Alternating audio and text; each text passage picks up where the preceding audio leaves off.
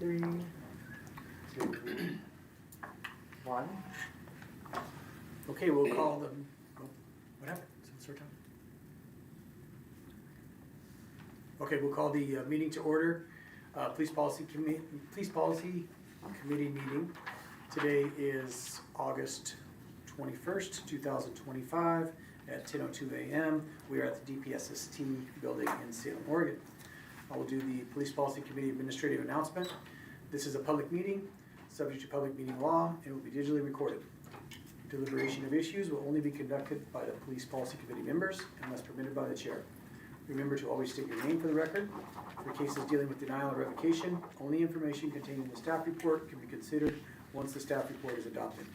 Assumptions, outside knowledge, or personal experiences should not be included in any discussion. Individuals who engage in disruptive behavior that impedes official business will be asked to stop being disruptive or leave the meeting. Additional measures may be taken to have disruptive individuals removed if their continued presence poses a safety risk to other persons in the room or makes it impossible to continue the meeting. And I will call for introductions. When I call on you, please state your name and who you represent for the record. We'll start with you, Chair Nowning. Scotty Nowning, Salem Police Department, non-management law enforcement. Vice Chair Cotting. Good morning, Casey Cotting, Oregon State Police. Member Sarek.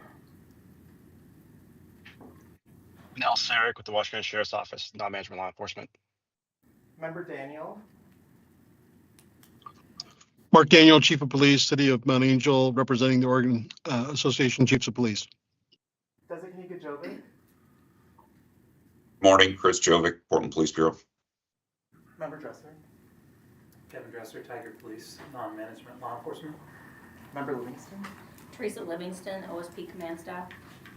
Member Lofgren. Patty Lofgren, I'm a public member. And Member Wood. Robert Wood, representing the public. And now for staff introductions, Juan Lopez, Executive Assistant, DPSST. And I believe we'll start online with Cindy Park. Cindy Park, DPSST. Thank you. Eric. Eric Riddell, Criminal Justice Support Specialist, DPSST. Jennifer Lavario, Professional Standards Compliance Coordinator, DPSST. Marie Atwood, Professional Standards Division Director, DPSST. Jennifer Howell, DPSST. Ben Hamilton, Criminal Justice Compliance, or Criminal Justice Certification Program Manager, DPSST. Melissa Langbacho, DPSST staff. And I believe that's everyone. Thank you. Before we get started, I have individuals on the Police Policy Committee identify any potential conflicts they may have with any of the cases that we're hearing today. And I will start. I'm going to recuse myself from the case involving Justin Wong. He was my direct supervisor at the time of this incident. Casey Cotting, for the record. I will recuse the case of the matter of Michael Kendall, as that is under current litigation with our department. Teresa Livingston, OSP Command Staff. I will also be recusing myself on the Kendall case due to open litigation. Okay, thank you. Has everyone had a chance to review the minutes from the previous meeting? There are no requested modifications. I'm looking to confirm with a consensus the previous meeting minutes.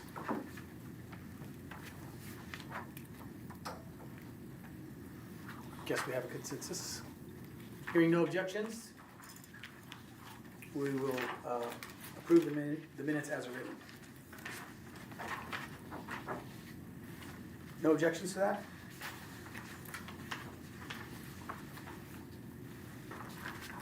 Okay, I'll turn it over to the Professional Standards Case Manager for administrative closures. Thank you, Chair Nowning. Jennifer Lavario for the record. The department prepared 6 administrative closures for the committee to review today. By motion, discussion, and vote, the committee members shall approve or return the department's recommendations of administrative closure for those on the list. Thank you, Chair. Thank you. Are there any questions or discussion regarding the administrative closures? Is there any recommended closures that need to be removed from the consent agenda? Member Wood, I'd like to at least initiate discussion on Jonathan McNichols. Read through this. I think there's enough information that's concerning that at least hear other members' opinions that perhaps we pull this off the consent agenda because there's indication that there is evidence, chat messages that Salem did review that we don't have, indicating potential severe dishonesty. There's actually a part where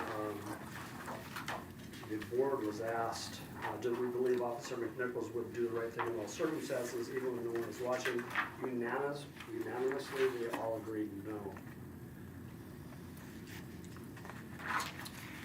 For the record, I would need to recuse myself from discussion of this as I'm the union president of the organization that represented him during this termination.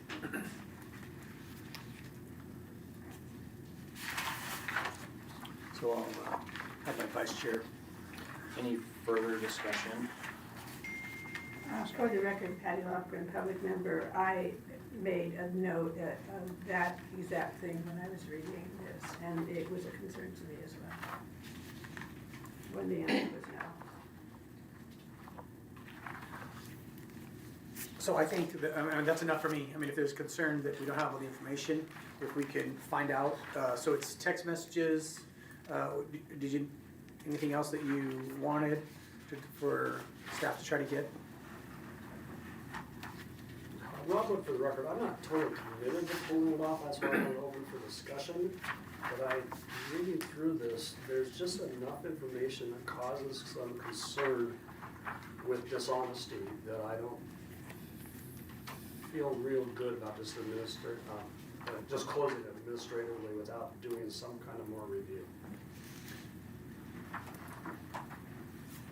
Marie Atwood, for the record, are you making a motion for us to pull this case out of the administrative closures agenda and add it to case presentation at the next meeting? It sounds like we have at least two opinions kind of that are indicating that direction, so. Maybe then I would make a motion that we get other opinions from members to see if there's a majority wants to pull this off and turn it into a case. So we can have a vote, does that make sense? But we would need a second to the motion. I second that motion, Patty Lochran. We are voting on a motion to remove Jonathan McNichols from the administrative closure consent agenda. And you wanted to recuse yourself from that? Gotcha. So Vice Chair Cotting? Aye. Committee Member Sarek? Aye. Committee Member Daniel? Aye. Committee Member Jovic? Aye. Committee Member Dresser? Aye. Committee Member Livingston? Aye. Committee Member Lofgren? Aye. And Committee Member Wood? Aye. All right, motion passed. Is there any other discussion about cases or concerns about cases on the consent agenda? Hearing none, I would call for a motion to approve the consent agenda as modified. Robert, for the record, I'll make a motion to approve the consent agenda as modified, pulling off item D. Cutting will second. Voting on a motion to approve the administrative closures after removing item D. Chair Nowling? Aye. Vice Chair Cotting? Aye. Committee Member Sarek? Aye. Committee Member Daniel? Aye. Committee Member Jovic? Aye. Committee Member Dresser? Aye. Committee Member Livingston? Aye. Committee Member Lofgren? Aye. And Committee Member Wood? Aye. Motion passed. We're just gonna figure out an order real quick for the, one attorney has two individuals here. You can either have him go first or have those two go first. I'm fine anyway. That's fine. You're fine with that? Sure, I'm fine with that, yeah. Do you have a different idea? I'm not married. No, I informed them we might be going alphabetical, but I don't believe that's I'm gonna fine with be that it. too. I don't Okay. care. Yeah, would that still put them in order with each other? Yes. No. Oh, yes, by Yes. last name. Okay, all right. Okay, let's do that then. So, you're gonna challenge me. So, Michael Kendall. Michael Kendall is here today, Jennifer Lavario for the record, and so we will go and get him.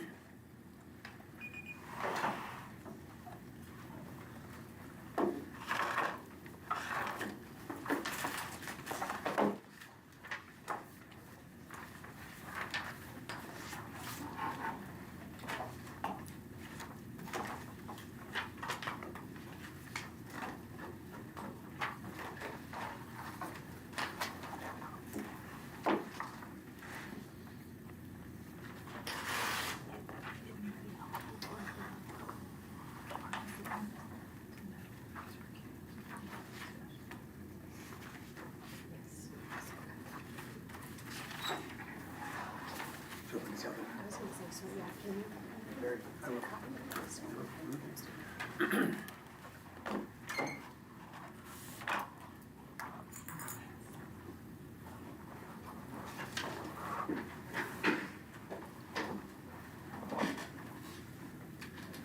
Good morning. Good My morning. name is Scotty Downing. I'm the chair of the Police Policy Committee. This is the time and place for your opportunity to provide a mitigating statement to the Policy Committee. You'll be given 5 minutes and 5 minutes exactly to provide that statement. At the end, we will not be able to ask you any questions and you won't be able to ask us any questions. There will be a timer that you'll be able to see, so make sure that you pace yourself in a way that you can get everything out you want to say, because I will stop you at 5 minutes so it's fair for everyone. Okay. And also, during this case, there will be 2 members of the policy committee who will recuse themselves from discussion, and that is Casey Cotting and Teresa Livingston from Orange State Police. Okay. Whenever. Oh, yeah. Summary? Summary. Your turn. Yeah, we're not quite there yet. That's what I always mess up That's okay. every time.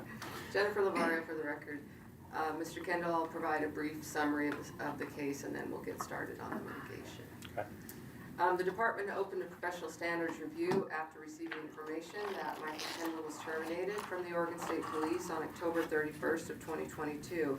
This was after an internal investigation by the Oregon State Police that found Mr. Kendall to be untruthful about his conduct with a woman while inside his patrol vehicle. On April 28th of 2022, the Clackamas County Deputy District Attorney concluded a Brady investigation into Mr. Kendall's conduct and determined that his clear untruthfulness impeaches credibility, and this must be disclosed to the defense in any case where Mr. Kendall may be a witness. The department did determine there were moral fitness violations as follows. Dishonesty. Mr. Kendall was intentionally dishonest when he provided deceptive and misleading statements to investigators when questioned about his conduct related to his intimate contact with a woman in his patrol car while on duty and parked at a Fred Meyer department store.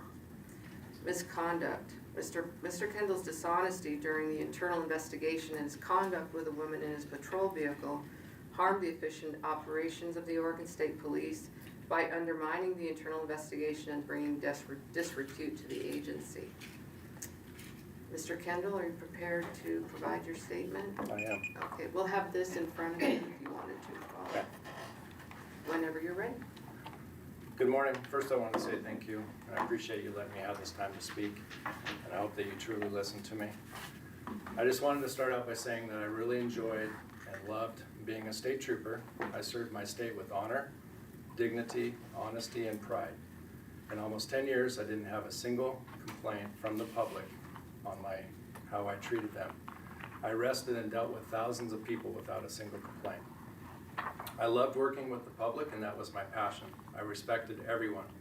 I taught firearms, riot suppression, and crowd control. I was a field training officer with numerous successful recruits becoming troopers, was on the bike squad, did background investigations, drove an unmarked patrol car, and carried less lethal. I want to make something very clear. I never lied. Okay? My memory is now clear, and the lies that she stated were all false. She was never in my patrol car. Those were all lies told by her. While on a break, we stood outside my car in the wide open in the parking lot under bright parking lot lights, not hiding in some dark shadows. Parking lot cameras at Fred Meyer's would have proved this as well. I could clearly hear my radio and was ready to be dispatched if needed. Last December, I had emergency surgery because I had a tumor that was in my brain. It's been there for years. I had that removed. I'm back to 100%, but with that and the PTSD that I had while I was working at OSP affected that memory. The surgery, though, was successful, thank God, and I don't have memory issues, and I can remember she was never in my patrol car. And I also want to make it very clear that I never broke any laws while I was on duty or off duty, but was never given a fair chance by OSP during my investigation. They had every opportunity to review my body camera and my camera that in-car camera, but they chose not to, even though we requested it to prove my innocence. Instead, they went off of her proven lies, lies that she admitted to telling in an attempt to get me in trouble. In 2020, I reported the crime of telephonic harassment because of the abuse, texts, and phone call threats that went on for months against me and my family, hoping that they would help me, but I was ignored. The Clackamas County Sheriff Detective worked the case, and after months of working and writing search warrants, it was discovered that I was a dispatcher from my own agency. And instead of firing her for the numerous crimes that she had committed on and off duty, they ignored the situation because she was suicidal and they didn't want to push it. Now I'm hoping and praying that DPST doesn't take away my certification that I worked so hard at getting and maintaining. For years, I served my state with pride and would love to work again. I currently have 4 different agencies waiting to recruit me upon this decision. I already sent the letters from them to you guys a few months back.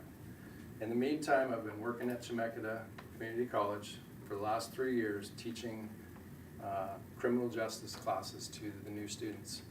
And future law enforcement agencies come in there and recruit them. I've graduated 2 classes successfully so far and was their guest speaker for both classes. I never wanted a lawsuit. I just wanted the justice to be clear and my career back. That's all I ever wanted. And I hope you guys let me serve and protect again. Thank you for your time. Thank you. Now, we're looking for a consensus from the committee to adopt the record or return it to staff for additional information if that's needed.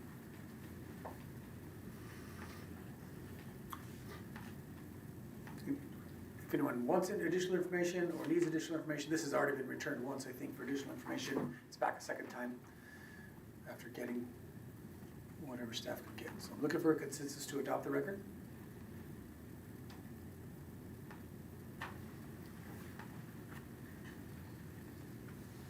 No objections? Okay, record is adopted. We'll now open the case for discussion. Remember to state your name, identify any aggravating or mitigating factors.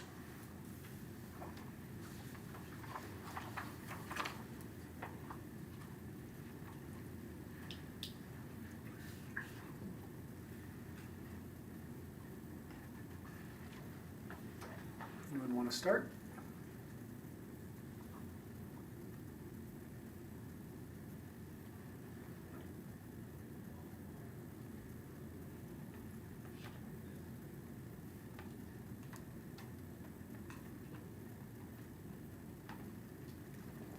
Looking for discussion on aggravating or mitigating factors on the case. All right, Rob Wood for the record. This isn't aggravating or mitigating, but it's regarding the membership at the Anytime Fitness, I think it was called, in Silverton, Oregon. I don't think there's enough information to determine either way that that's material in fact to discuss. I think what the whole case revolves around is the truthfulness of the encounter at Fred Meyer. So I think aggravating on that is the fact that the encounter was completely denied at all, whether it occurred inside the patrol car or not. We're hearing different things today from the mitigating verbal statement that occurred outside, but at first it was denied that it occurred at all. So I would say that would be an aggravating item. Thank you. Further discussion? Scotty Downing for the record. I would agree. I had a more difficult time coming to a solid conclusion on the Anytime Fitness situation. A business owner can, essentially do what they want, and whether they did it because he's a police officer or they did it because his family member worked there, I just don't think we have enough information to. That didn't weigh heavily on my decision. And I was also, the aggravating for me is, not only is the messaging, and there was some, I guess there's some suggestion that maybe these messages were fabricated, which seemed a little far-fetched to me, because also the location matches up, his location matches up. It would have been a very elaborate thing to put together. It's just, it's almost not beyond reason to me. So I think it's aggravating. That same with Member Wood, denied it happening at all, despite the fact there's evidence to the contrary. Thank you, and to further, Member Wood, for the record, to further expand upon the chat messages, they're very detailed as far as what occurred and what would like to occur later, which I think supports the fact that an encounter did occur at the Fred Meyer parking lot.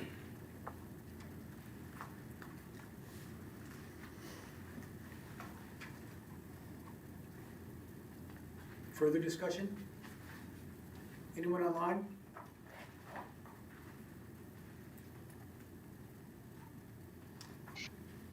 Mark Daniel for the record. I just wanted to add that I completely agree with Member Wood in his assertion to all the messages on Facebook Messenger or text message were very explicit, and all of the other information. I believe that there was an encounter as well, and that was aggravating.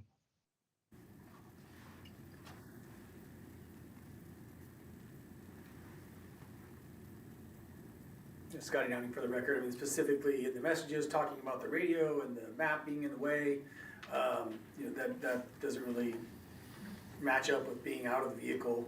It's much more consistent with being in a patrol vehicle. I just think of when you're weighing what likely happened with the GPS information you have and the messaging information, regardless of her motivation for reporting him. As when you're on duty, he has a responsibility to follow his rules that are in place. And, like I said, if she were here and we were talking about her case, then I could certainly find some fault with her as well. But we're here talking about the trooper at this point. So, Kevin Dresser for the record. Obviously, the aggregate is also what we brought up, that he would not be used as a witness in future court hearings, unless reviewed on a case-by-case basis. So that's an outside entity reviewing this and coming to that same conclusion where they wouldn't use him as a witness. So that's aggravating on my part. Scotty Downing for the record, as attorney brought up that they didn't mention which Fred Meyer. I think that, that seems to be just playing games to me. Oh, well, I thought you meant a different Fred Meyer a couple miles down the road. Potentially I met someone at a different one, but not that one, but didn't offer it the first time. So I think that's aggravating too. This just seems like kind of a pattern of deception on this case. Anyone else with aggravating or mitigating, anything mitigating? Yeah, Member Wood for the record on mitigating. The amount of support on the letters that were submitted, and some of the people who actually know that wrote in, shows the character and tenure and longevity of Trooper Kendall. But I think back to aggravating, we have this one situation that it did occur, I think we believe, but the cover up and denial of it, the dishonesty is the big aggravating situation for me. Yeah, I find it mitigating as well, Scott Downing for the record. It does not appear to have a history of negative history that's included in our packet. A lot of letters of support. It does seem like maybe agencies are willing to hire him despite this situation. You did come here today and spoke on your behalf and faced the committee, and I do appreciate that. I think that's mitigating. A little bit aggravating. I still, in your mitigating statement, you're still blaming the other person instead of taking accountability for your own actions. So that's where I'm kind of mitigating and kind of aggravating at the same time on your statement to us.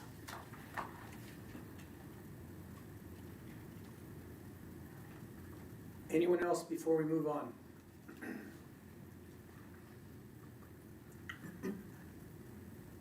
you able to recap? I will do my best. Okay. Thank you, Jennifer Lavario, for the record. What I heard as a mitigating information was that Mr. Kendall has a great deal of support from the community that was included in his written mitigation. There are agencies that are willing to hire him, and he has no negative history that we know of. Aggravating, the complete denial about whether this incident occurred inside, the complete denial initially that anything occurred is aggravating, and whether it was inside or outside doesn't play too much into that. The suggestion that there was a fabrication of messages is hard to believe due to the elaborate nature of those messages. There was in Mr. Kendall's verbal mitigation a sense of blaming rather than accountability. Mr. Kendall covered up and denied this incident. The content in the text messages doesn't match with Mr. Kendall's statement that he was outside of the vehicle, that together with the GPS information. Regardless of the motivation for the victim reporting this, Mr. Kendall still has a duty to fulfill the policies of his agency. Aggravating would be that he has been determined as not being suitable as a witness in a court proceeding in the future. The debate included in the mitigation as to whether it was this Fred Meyer or that Fred Meyer doesn't seem very relevant to the fact that it still happened. There was talk about the membership at Anytime Fitness not being material. The department's position is that we didn't include that in our moral fitness considerations. And I believe I covered it all. If I missed anything. We'll be looking for a consensus that she did cover everything.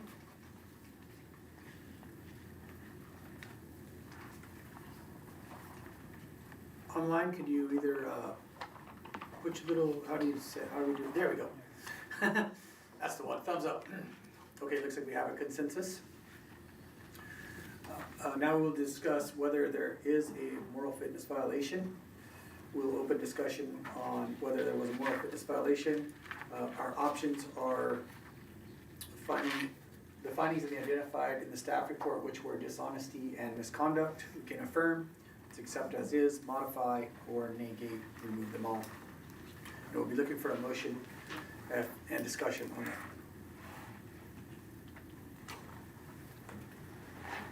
Address for the record, I believe that the violations that are noted in the staff's report are accurate, and I vote that the committee take action. You know, and I would like to add, and I know that Jennifer did point out that the Anytime Fitness is not included in there. So with in line with our discussion that didn't weigh into our factors, it's also not in these two findings. So I just wanted to make sure that was on the record.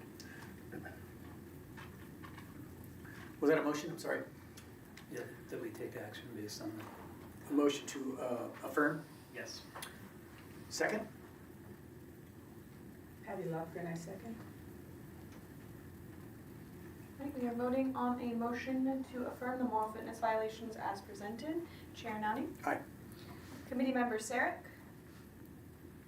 Aye. Committee member Daniel? Aye. Committee member Joe? Aye. Committee member Dresser? Aye. Committee member Lofgren? Aye. And committee member Wood? Aye. Motion passed. We'll now call for a motion to take action or no action. If you do make a motion to take no action, you should include why no action is recommended.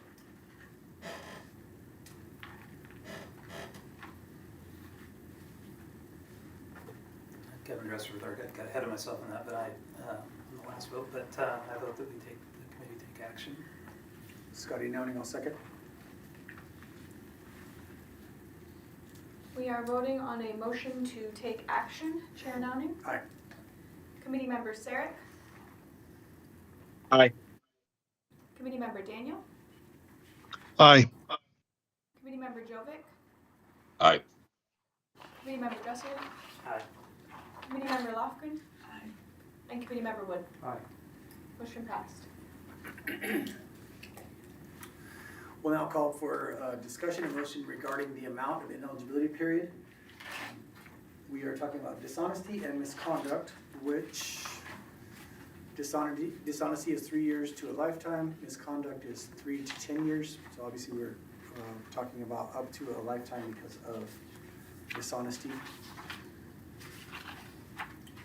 If you make a motion or recommend a length of ineligibility, please include why that specific timeline is recommended. The ineligibility period for this case would start upon his separation of employment, which was October 31st of 2022.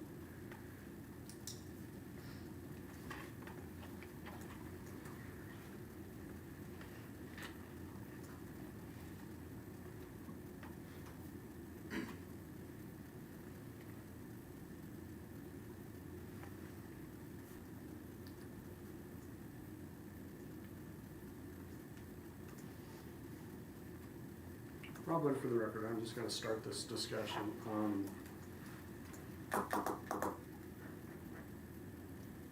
Based on his career record, his indication of a desire to stay in it and serve the public, and this one-off, I'm gonna at this point recommend 5 years. I'm gonna make a motion for 5 years, which 3 years have almost already been used up. So that's my motion at this point, 5 years. To keep the discussion going, my only issue with that is that he still has not taken accountability for what this board believes truly happened. I think I would be with you if we said this is a one-off and I screwed up and I was going through a tough time, or whatever it may be. It's a one-off. We're 3 years down the road almost, and he's still saying it's wrong. And so I don't think the board believes that by our action already. So I have a hard time with only 5 years. So that's. Patty Lofgren for the record. I'm going to lean in Mr. Wood for 2 reasons. One is the number of letters of recommendation and support that came in. And the second, and this is my personal bias as a former teacher, his work at the community college in support of the work that we're all here doing. It sounds like we have a motion for 5 years and a second. We are voting on a motion for a 5-year ineligibility period. Chair Downing? Nay. Committee member Sarek? Nay. Committee member Daniel? Nay. Committee member Jovic? Nay. Committee member Dresser? Nay. Committee member Lofgren? Aye. And committee member Wood? Aye.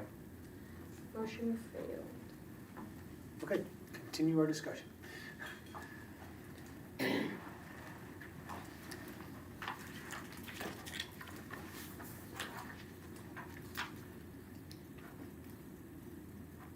For the record, Chris Jovic, online.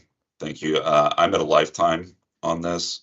I understand that after the fact, there's been a lot of letters that have written, and clearly there was a successful career there. There's also a lifetime of dealing with a Brady ban in Clackamas County, and that will be shared with other counties down the road. I don't think a person can be an effective police officer after they land on the Brady list, especially with such a damning report from the Clackamas County DA. There hasn't been any accountability taken on behalf of the trooper, and that's really what sways me at this point for a lifetime ban.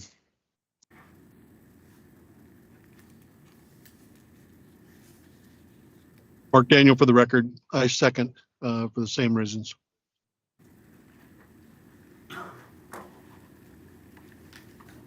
we have a motion and a second. We are voting on a motion for a lifetime ineligibility period. Chair Downing. Aye. Committee member Sarek. Aye. Committee member Daniel. Aye. Committee member Jovic. Aye. Committee member Dresser. Aye. Committee member Lofgren. Nay. And committee member Wood. Nay. Motion passed. We have enough. We have enough, okay. Okay. Concludes the case. I think you can exit out. Thank you. Thank you.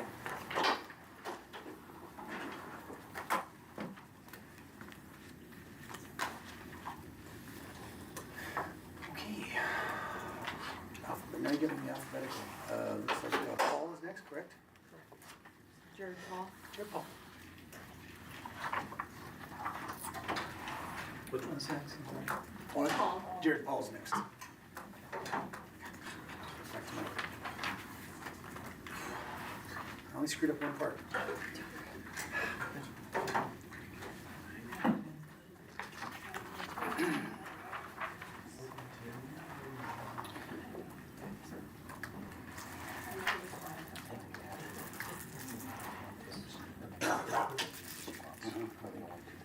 Right. Yeah.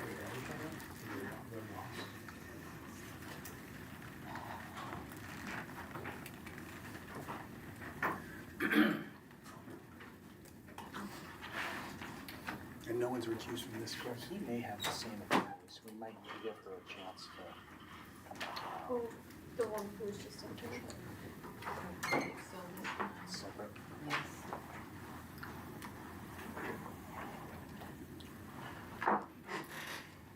Hey, Jared, do you have an attorney with you today?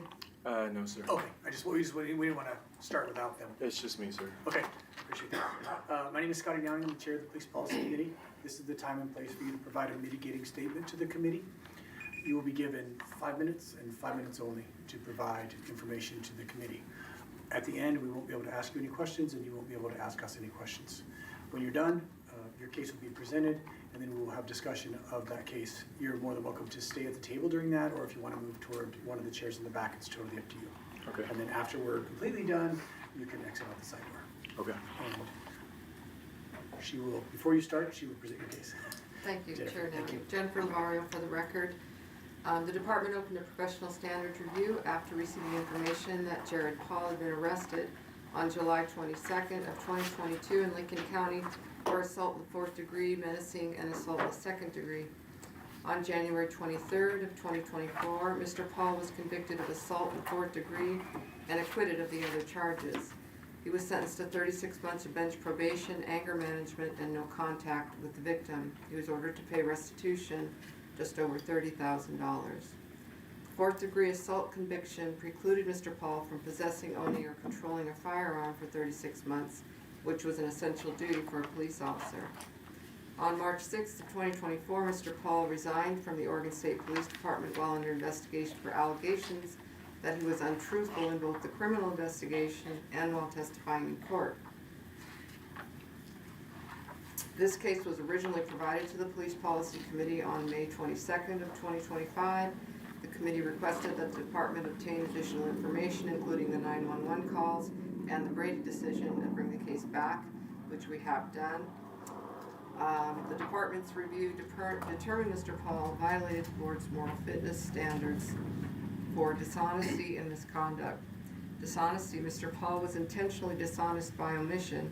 When engaging in a physical altercation with a man at a state park, he made a 911 call in which he omitted that he had been the person who pushed the man, which resulted in the man sustaining a broken leg. By omitting this information, Paul attempted to deceive the 911 dispatcher into believing that it was a medical event rather than an altercation resulting in an injury, which would have caused dispatch to deploy only medical aid and not the police. Misconduct: Mr. Paul violated criminal law and was convicted of assault in the 4th degree, a misdemeanor. Mr. Paul harmed a person when he physically pushed them, causing them to fall and sustain broken bones.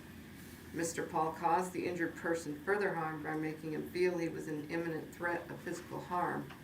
Mr. Paul's conduct caused his wife to feel threatened and fearful of her own safety due to his assaultive response to a situation that involved her.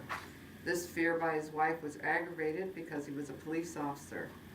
Mr. Paul's conduct violated the Criminal Justice Code of Ethics and harmed the reputation of the Oregon State Police and the police profession. Mr. Paul was placed on the Brady list by the Marion County District Attorney, which harmed the integrity and credibility of the Oregon State Police. Mr. Paul, are you prepared to provide your statement? Yes, ma'am. Okay. Whenever you're ready. Good afternoon, members of the committee. Standing here today is very humbling. I want to start by clearly saying I made a mistake with this. I take full responsibility for everything that I did out there. It was a bad night and just full of bad decisions that were made on my behalf, to be honest.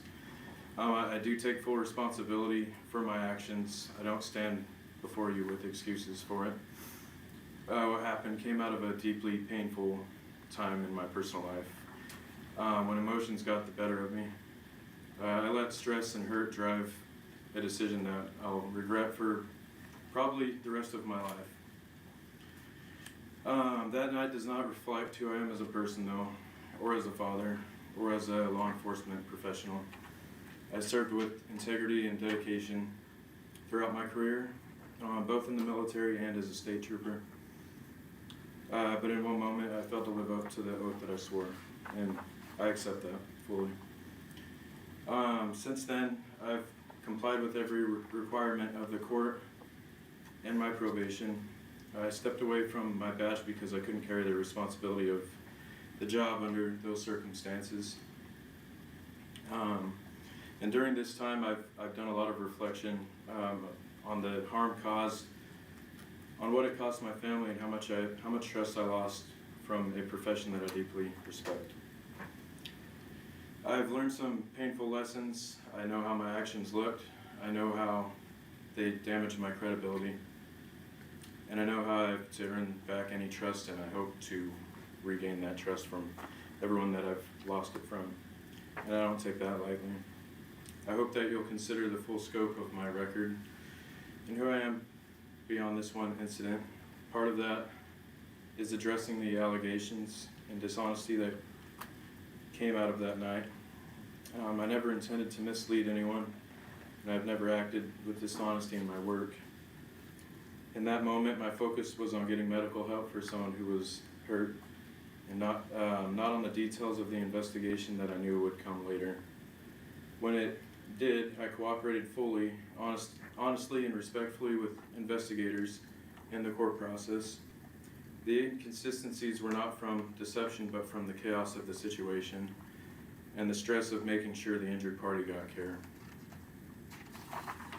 This was not a pattern of who I am. It's an isolated mistake in an otherwise clean record of service. I've been accountable, I've been cooperative, and I've committed to doing whatever it takes to make sure nothing like this ever happens again. Law enforcement is not just a job for me. I think I was good at it, and I really love going to work every day, and I felt like it was finally like the career that I loved. I still want to serve. I still want to give back to the community, and I still want to make a positive difference. I know that I have to prove that I'm worthy of wearing the uniform again someday. And that won't come through words alone, but through consistent actions over time. All I can ask of you today is grace and understanding. I ask you to look at my entire career, not just my worst moment. I hope you can see a man who made a mistake, who is truly remorseful, and who is determined to turn this around. My greatest hope is that one day I'll have the chance to serve again and show my actions, not just by my words, but to show that I'm committed to this profession and to the trust that comes with it. And to be frank, I think about this every day of my life.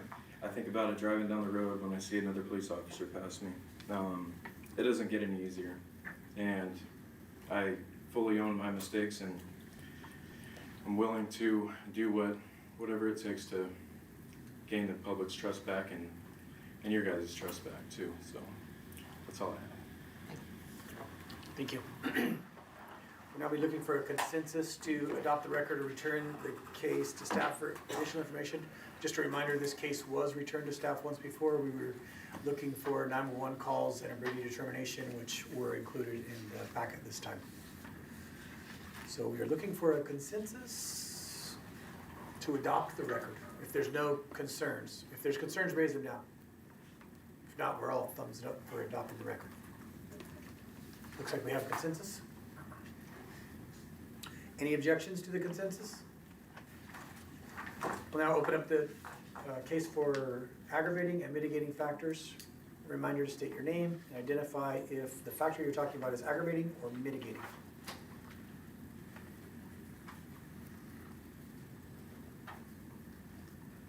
I'll start with a mitigating factor. Scotty Downing, for the record, I think your mitigation statement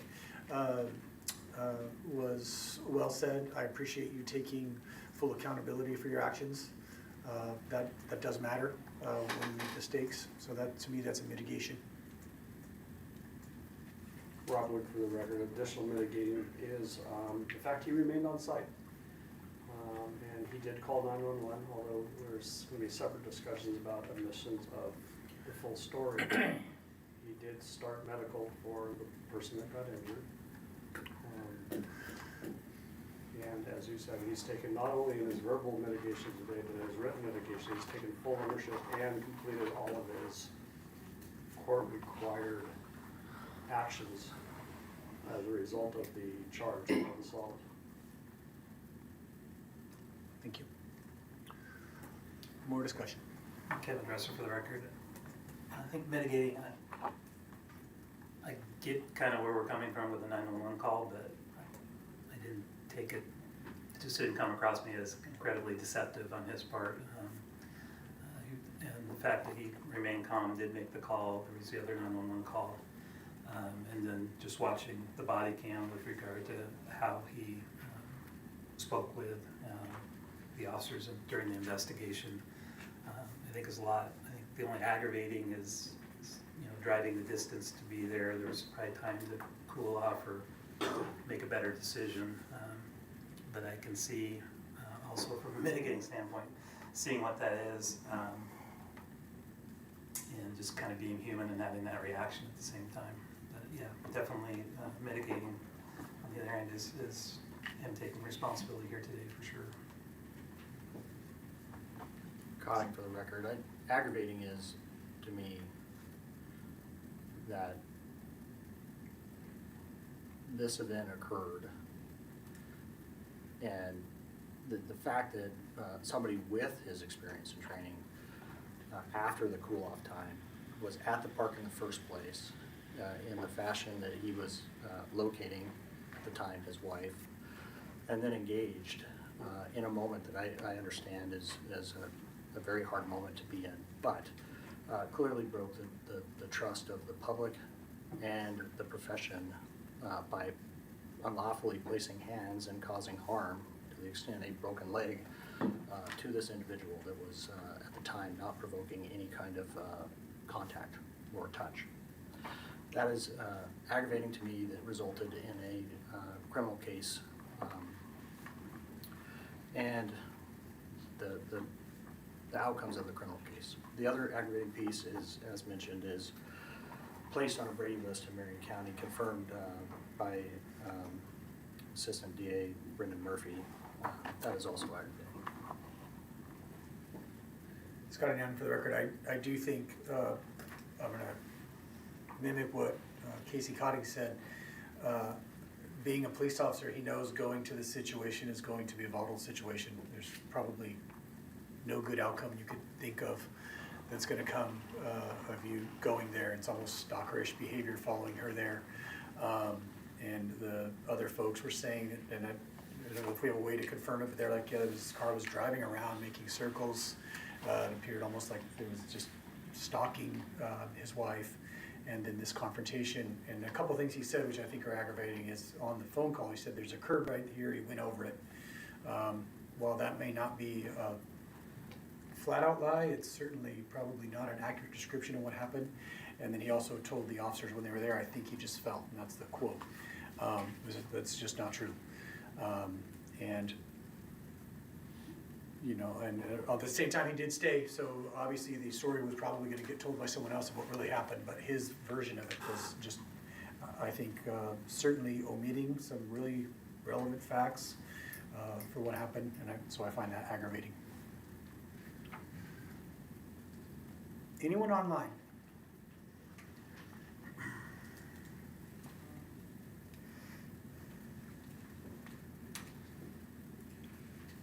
Anyone else?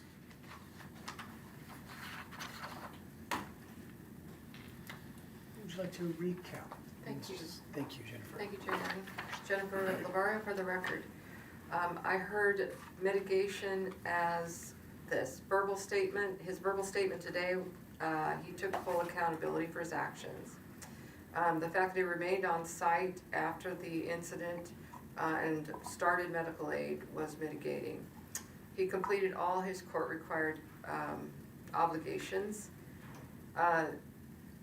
Mitigating for one member was that the 911 call did not convince them there was actual deception, and that Mr. Paul remained calm during the situation. For aggravating, the fact that Mr. Paul drove the distance he did to get there, he had some time to cool off, but didn't.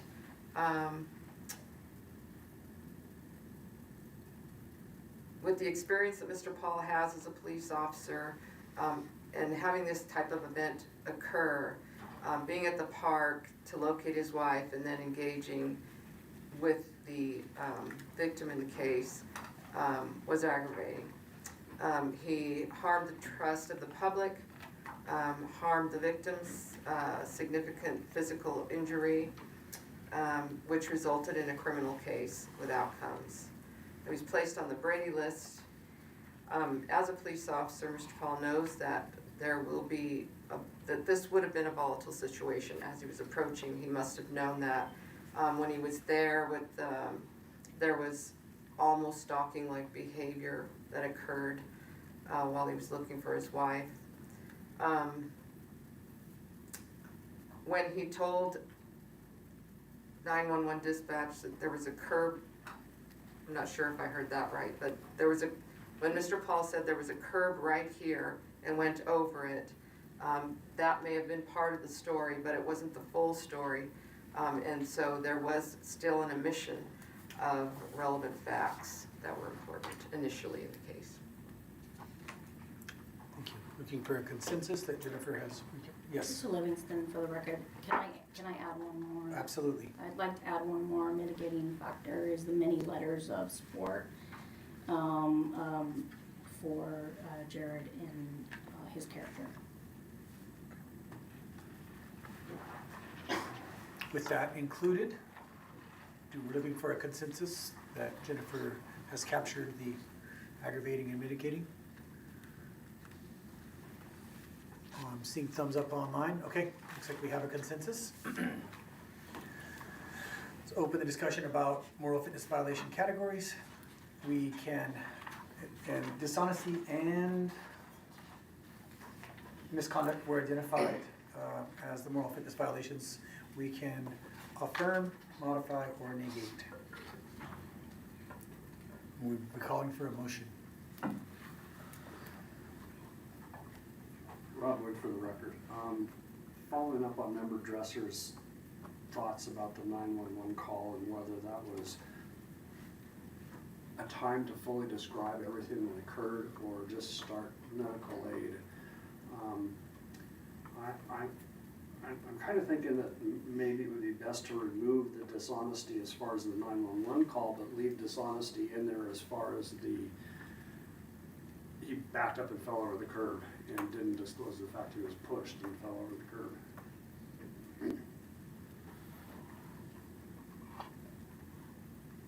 Scotty Downing for the record, I would say those are probably tied together. I mean, I think it's, his mindset is I don't want to see what happened to the dispatcher or to the police that showed up. And it seemed like he kind of continued with that. That was my read of it, of the situation, is he had opportunities both at 911 to say, hey, you pushed this guy down and he fell down. You know, and it certainly could someone trips over a curb or someone shoved or thrown down could certainly change the, you know, the level of impact that the person could have for sure. So I think he was trying to minimize at most, omit information, or minimize at best, I'm sorry.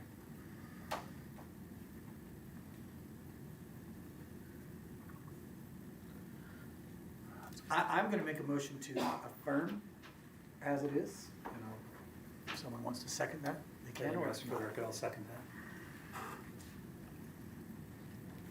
Right, we are voting on a motion to affirm the moral fitness violations as presented. Chair Nowning? Aye. Vice Chair Cotting? Aye. Committee Member Sarek? Aye. Committee Member Daniel? Aye. Committee Member Jovic? Aye. Committee Member Dresser? Aye. Committee Member Livingston? Aye. Committee Member Lofgren? Aye. And Committee Member Wood? Aye. Motion passed. Thank you. We'll be calling for a motion to take action or no action. If you make a motion to take no action, include why no action is recommended. Connie, for the record, I make a motion to take action. Kevin, so I'll second that. All right, voting on a motion to take action. Chair Nowning? Aye. Vice Chair Cotting? Aye. Committee Member Sarek? Aye. Committee Member Daniel? Aye. Committee Member Jovic? Aye. Committee Member Dresser? Aye. Committee Member Livingston? Aye. Committee Member Lofgren? Aye. And Committee Member Wood? Aye. Motion passed. Thank you. We now will have a discussion and a motion regarding the amount of ineligibility. This includes dishonesty, which would be 3 years to a lifetime. The date effective would be January 23rd of 2024.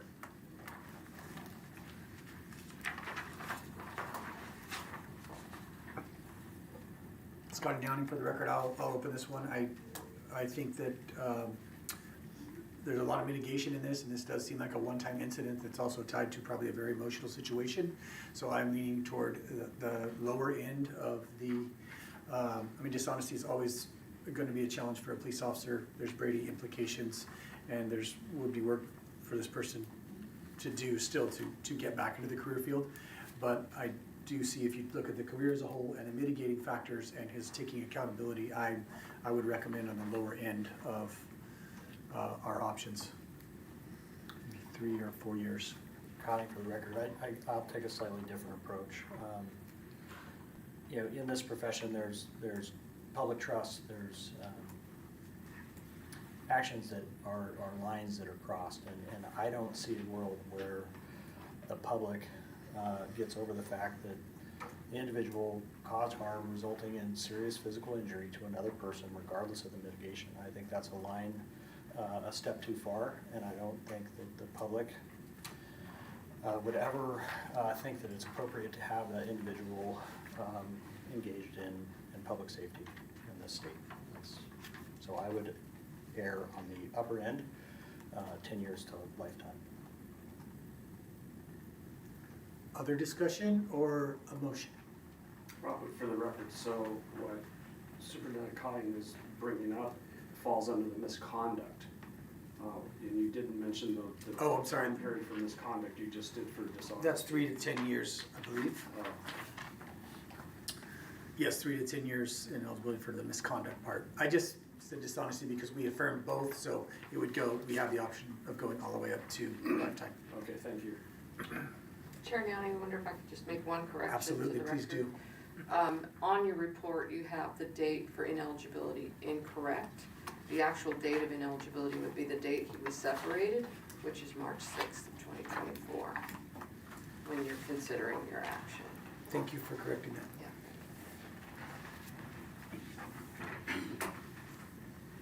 So about a month and a half later. Teresa Livingston, for the record. I see both sides of what you're both saying, and I'm struggling a little bit.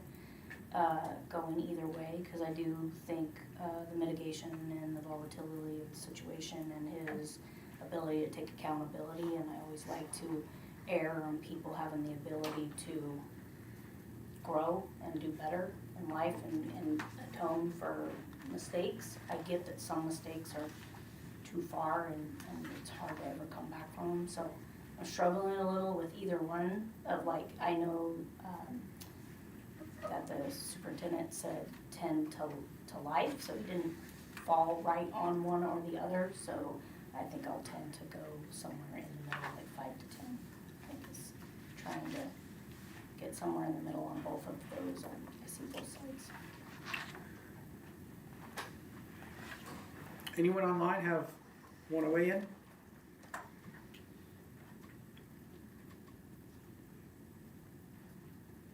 Member Lofgren, for the record, based on the mitigating factors, I'm very much leaning towards the 5-year comment. And someone can certainly make a motion if Kevin Dresser for the record, and I guess based on the totality of circumstances, both mitigating and aggravating, I would make a motion for a 5-year. I second that. All right, we are voting on a motion for a 5-year ineligibility period. Chair Downey? Aye. Vice Chair Conning? Nay. Committee Member Sarek? Aye. Committee Member Daniel? Nay. Committee Member Jovic? Nay. Committee Member Dresser? Aye. Committee Member Livingston?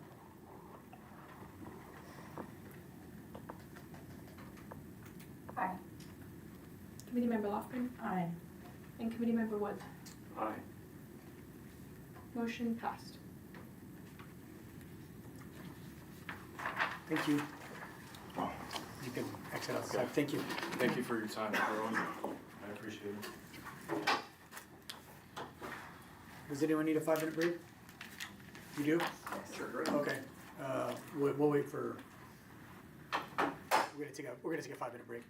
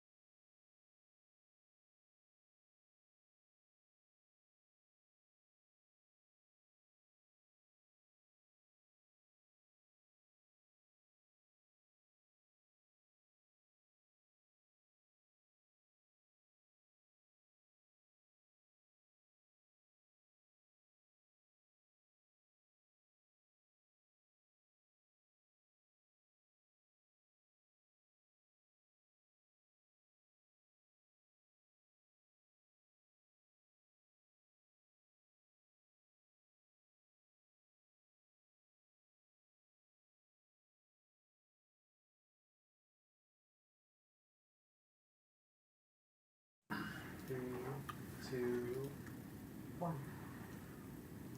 Okay, we're back on the record. Our next case is Matthew Smart. That one, go ahead and get him from the lobby, please, here. Okay, thank you.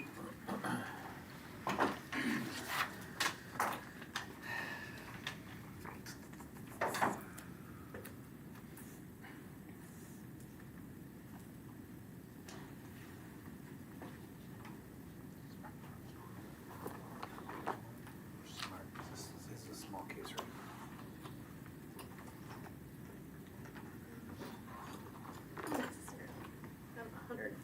Oh, yeah. I mean, it's comparatively though, yeah, it's only a half a book. Come on.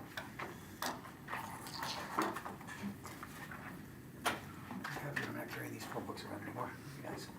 I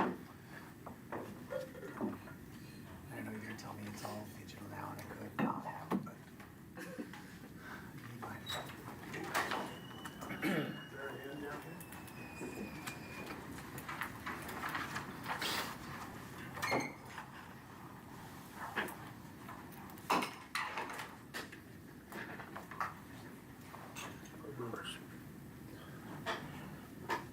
Good morning.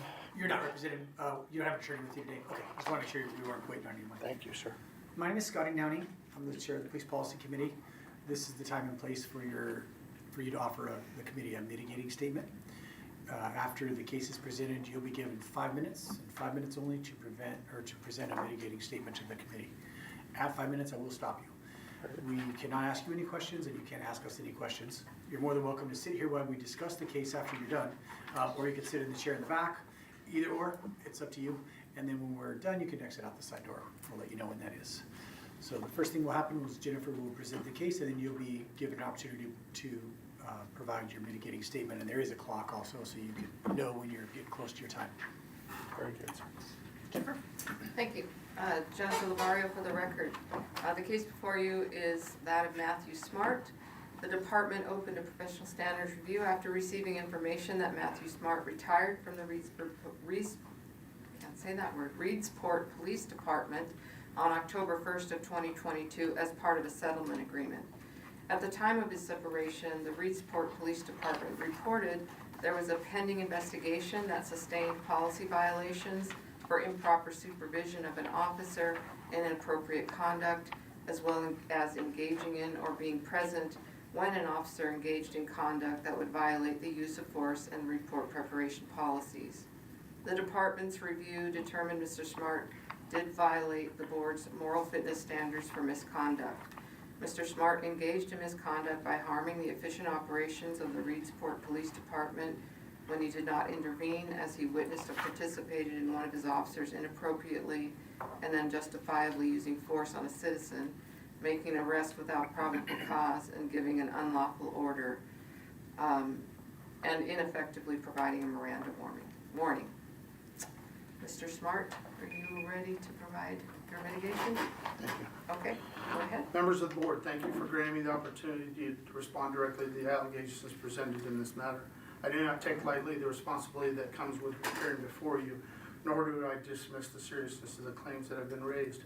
What I ask you is simply to weigh the facts carefully, separate unsupported allegations from sustained evidence, and to measure the entire course of my career. Over the course of 28 years in law enforcement, I've worked in 2 different states.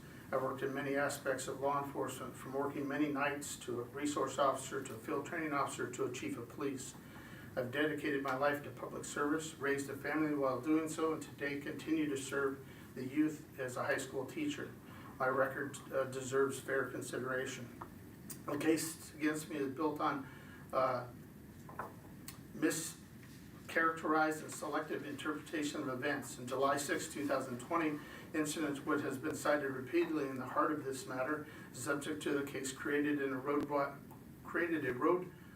hazard, refused repeated lawful commands, and was clearly experiencing a mental health or drug-induced crisis. Minimal necessary force was used to control him and ensure safe transport to a hospital for evaluation. No excessive force was used to the arrest for the unlawful or unlawful. Community caretaking exception applies. It is further alleged that I failed to intervene to properly report the use of force, yet body-worn camera footage confirms that the subject threw himself to the ground. While I accept responsibility for administrative shortcomings in ensuring reports are filed exactly as policy outlined, this is a matter of paperwork, not misconduct, dishonesty, or abuse of authority. Beyond this incident, as much of what has been presented is rooted in strained communication with the city manager. Time and time again, conversations were misinterpreted, misremembered, or misunderstood. Key evidence such as videos or reports were withheld from me. At one point, the city manager and the council chambers leaned and whispered, "If you just retired, this will all go away." This is not accountability, this is coercion. The report also unfolds unrelated matters. Grants delayed during COVID, policy updates were in fact corrected and brought correct, and even the construction of an alleged impound yard that had never existed in the manner described. These administrative duties were inflated into allegations of misconduct, but do not rise to the level of moral fitness violations. The department has already found that there is no dishonesty or no misuse of authority. What remains is the assertion of misconduct, but misconduct by definition requires willful neglect of duty or intentional violation of law or policy. I contend that the record demonstrates neither. What it shows is the chief doing his best to lead a small department under immense strain during a period of national upheaval in policing, while contending with the inexperienced administrator who often obstructed rather than supported. I also ask that you look at the whole of my career, not the fractured lens of this report. I have spent decades serving communities, investigating crimes against children, monitoring officers, mentoring officers, securing millions in grants for public safety, and working every day to uphold the oath I swore. My life's work should not be erased or diminished. Contested allegations, selecting reporting, and the policies of the city administrator. In closing, I respectfully urge the board to find that this is an insufficient basis to sustain violation of moral fitness. To rule otherwise would not only mischaracterize my service, but it would set a dangerous precedent for administrative disagreements and miscommunications to weaponize into career-ending changes. I'm not guilty of dishonesty, misuse of authority, or misconduct. I am guilty of dedicating my career, my life, to public service. I ask that you allow this service to stand on its merits. Thank you. Thank you, sir. I'm looking for a consensus from the committee to adopt the record or return it to staff for additional information if that's needed. I'm getting thumbs up, which means people are wanting to adopt the record. Is there any discussion about that, or is there any concerns or objections? And online, can I get a thumbs up if you want to adopt the record? I think we're looking for a consensus. Okay, I believe we do have a consensus. No objections? Hearing none, we will open the discussion for aggravating and mitigating factors. Remember to state your name, identify any aggravating or mitigating factors.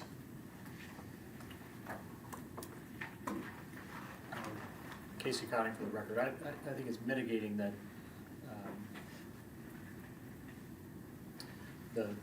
the in-person testimony is largely in line with how I viewed this case as I reviewed it. I think that's mitigating. I think the separation of performance-related issues and or violations of law at the time this were to occur are very distinct and separate in my opinion.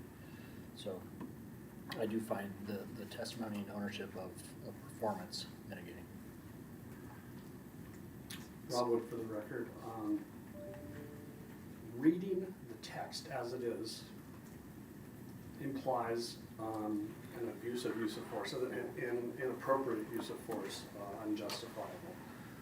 Watching the body cam, I think the response was more than appropriate in community caretaking, and I think they went way above and beyond to ensure that this person did not get injured or injure themselves.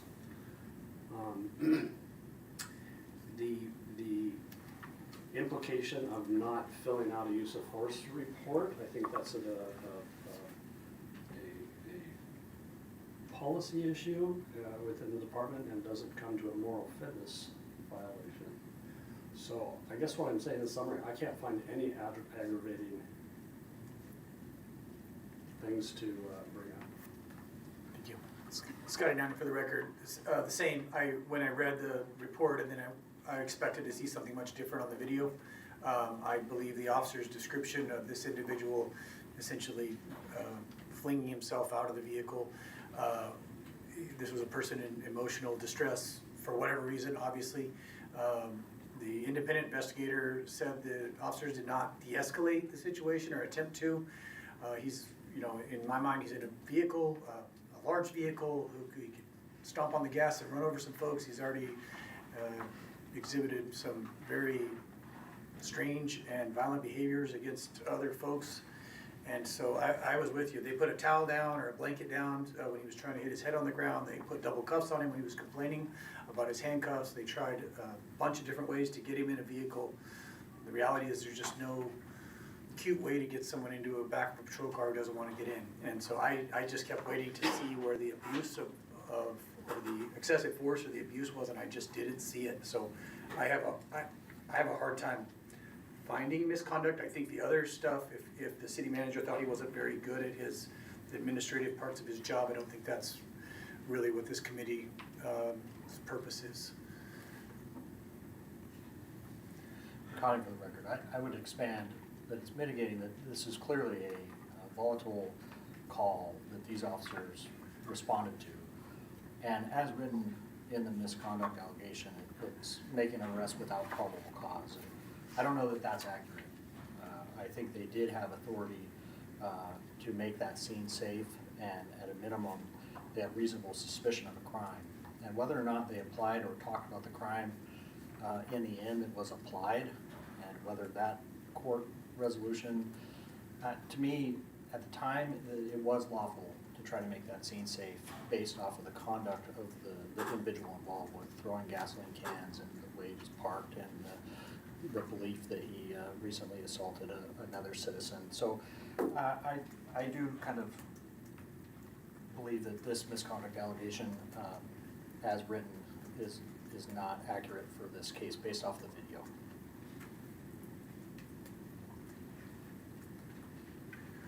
Does anyone have any aggravating, we've heard mitigating, does anyone have any aggravating issues they would like to bring up on this case?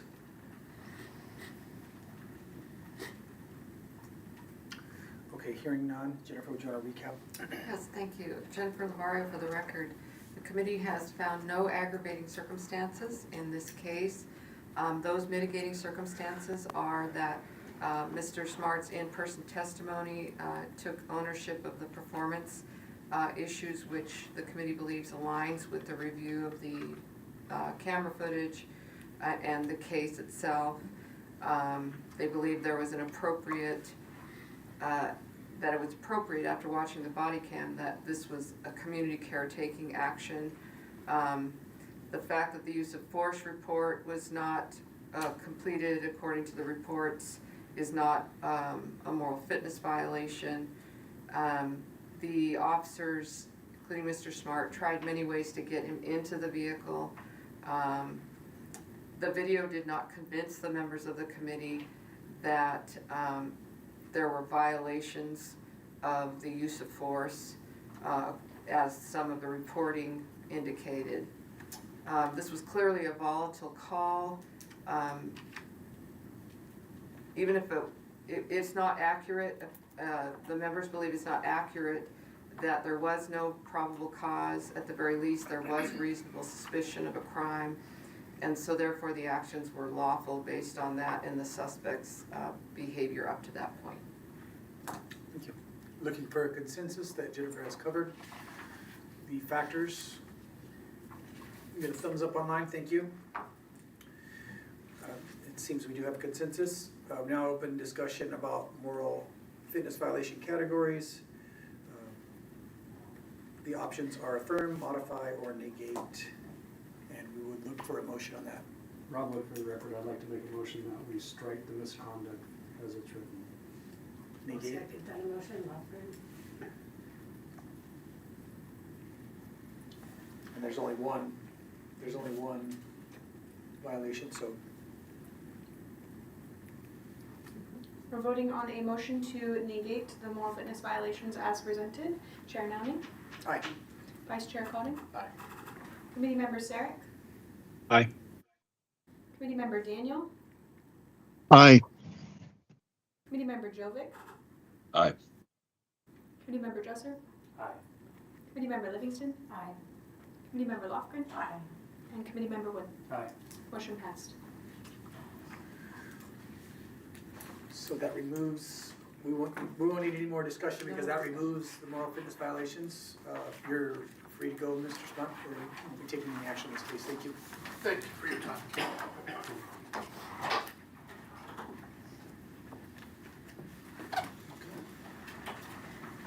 Looks like Dustin Juan is next.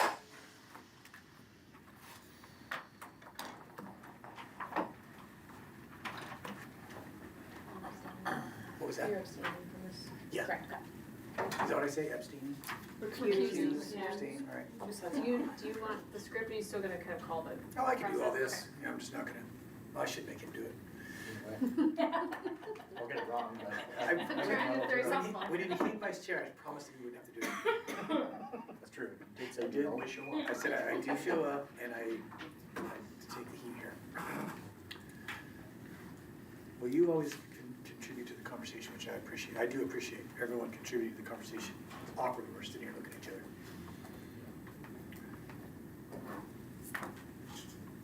Great public members really are weighing in today. Awkward silence. It's so awkward. Can't handle it. I cannot handle it, right. Yes. Yeah, the Kindle are the same thing as the other saying. Like,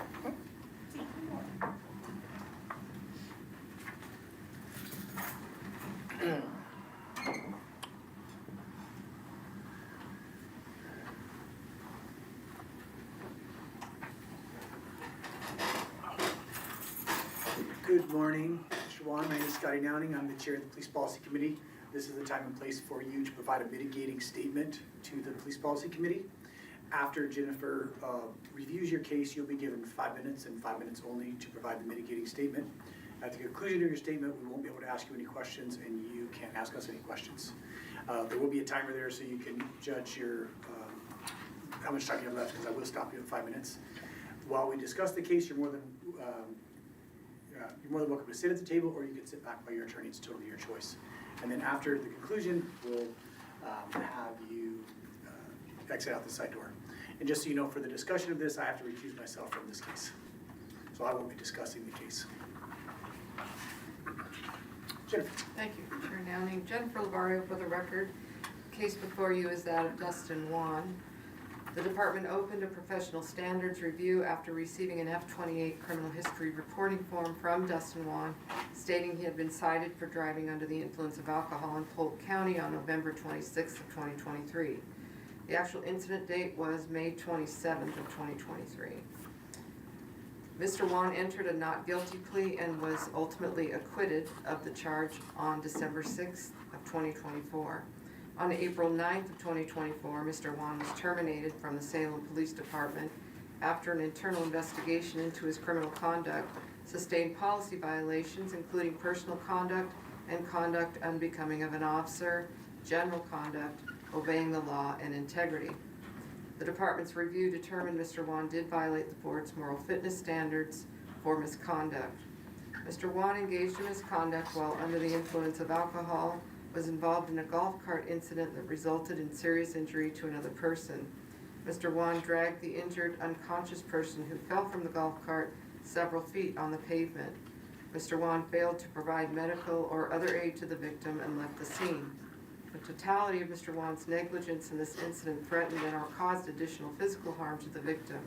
Mr. Juan then drove his personal vehicle away from the scene, resulting in a citation for DUI, driving under the influence of intoxicants. Mr. Juan's conduct harmed the efficient operations of the Salem Police Department by bringing discredit to the agency and damaging the public's trust and the image of the police profession. This harm included unwanted media attention. The conduct occurred within his agency's jurisdiction, and Juan was identified during the incident as a Salem police officer. Mr. Juan, a sergeant and seasoned police officer at the time, was held to an even higher expectation of conduct, which he failed to live up to. This failure also damaged the agency's image related to leadership and credibility. Mr. Wan, are you prepared to start your statement? Yes, ma'am. Okay, go ahead. First of all, thank you for this opportunity.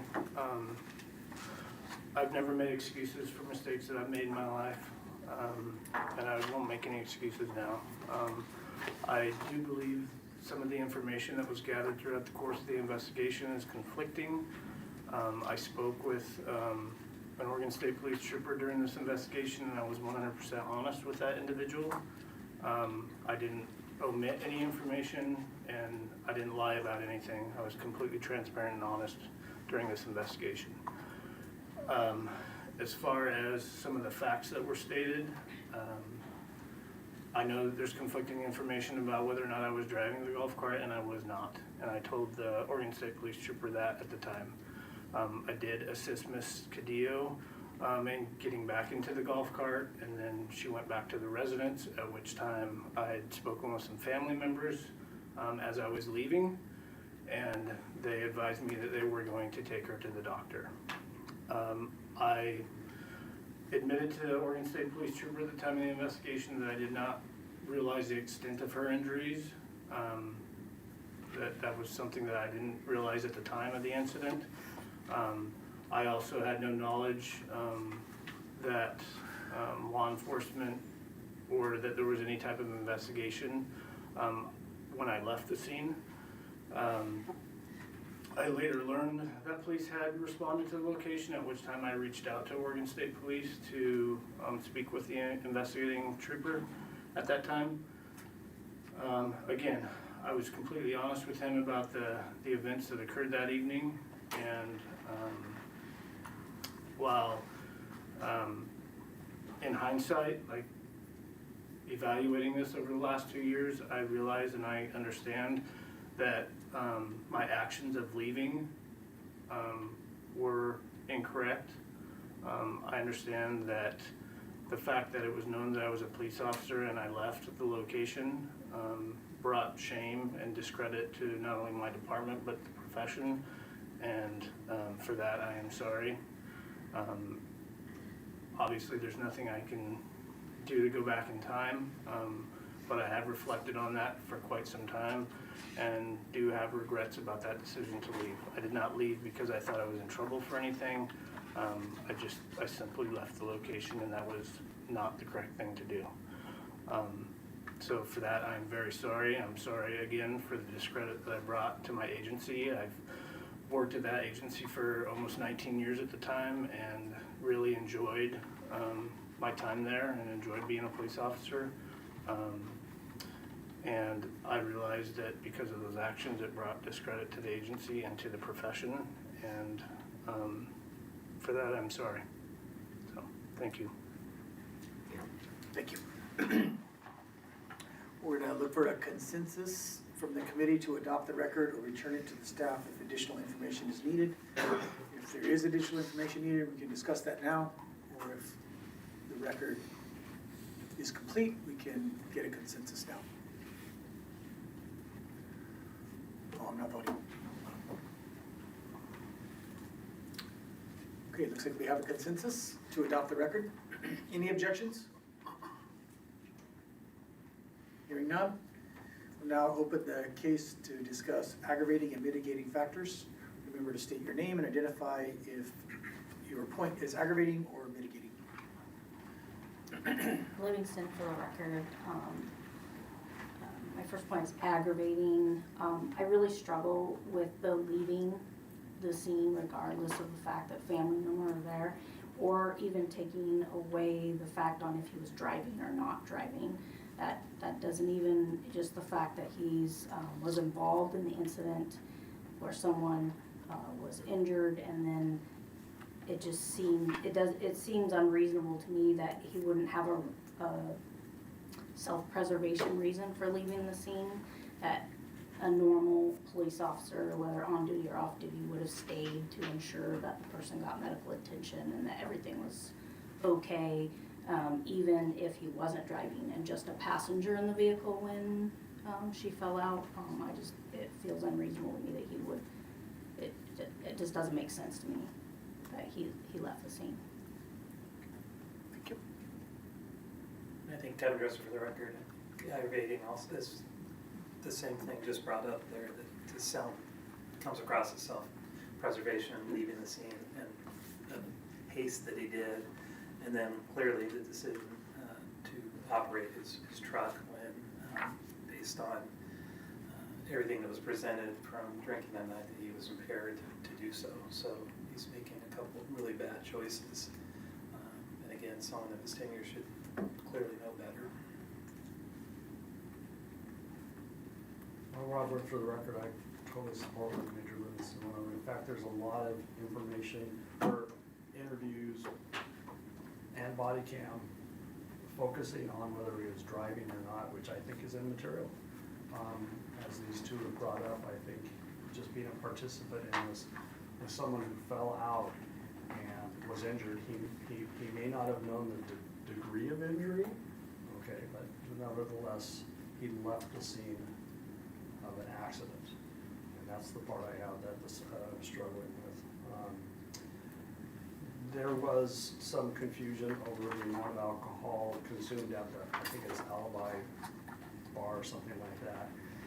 That, in my opinion, is minimal, the discrepancy, but there was a huge discrepancy in the amount of alcohol that was consumed at the house. So indications lead that there was some impairment, as you brought up, Member Dresser. And then so self-preservation, leaving the scene, and driving away from such, all aggravating. Livingston, for the record too, I forgot to add, the one mitigating factor is, part of his testimony today, he is saying he's sorry for and understands, recognizes that those are a series of mistakes that he made on that day. So I do think that that's mitigating his testimony too.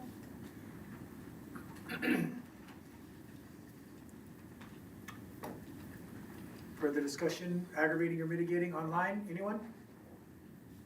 So, Mark Daniel, for the record, I wanted to say that his testimony today is certainly mitigating, that he accepts responsibility for his actions. However, also aggravating is, I firmly believe that he had a duty to render aid and to remain on scene and do whatever he could to provide any type of first aid or stabilization of the situation until first responders could arrive, especially due to the age of the person who fell out of the golf cart and the potential, head injury, which became evident after she sought medical attention. So for those circumstances, I find that aggravating. Thank you. Any further discussion?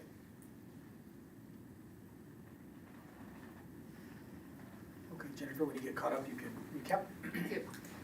Jennifer Lavario for the record.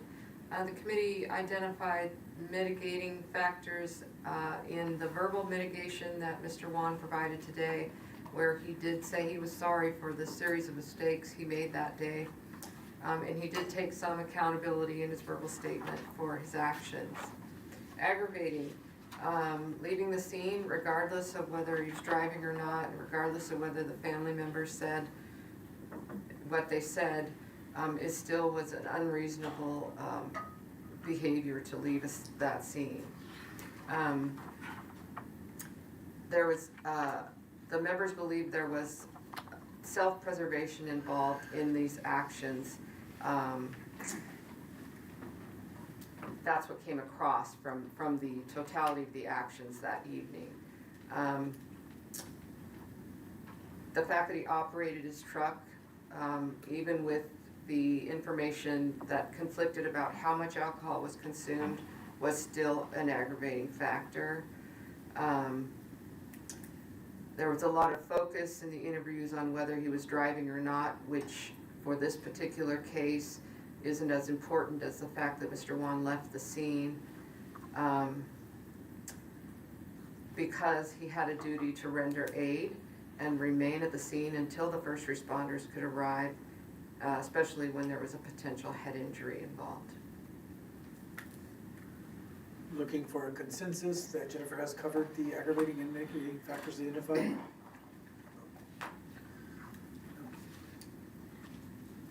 We do have a consensus. Open the discussion about moral fitness violation. In this case, misconduct was identified as the moral fitness violation. So we'll open discussion of whether to affirm, modify, or negate. And we'll be looking for a motion.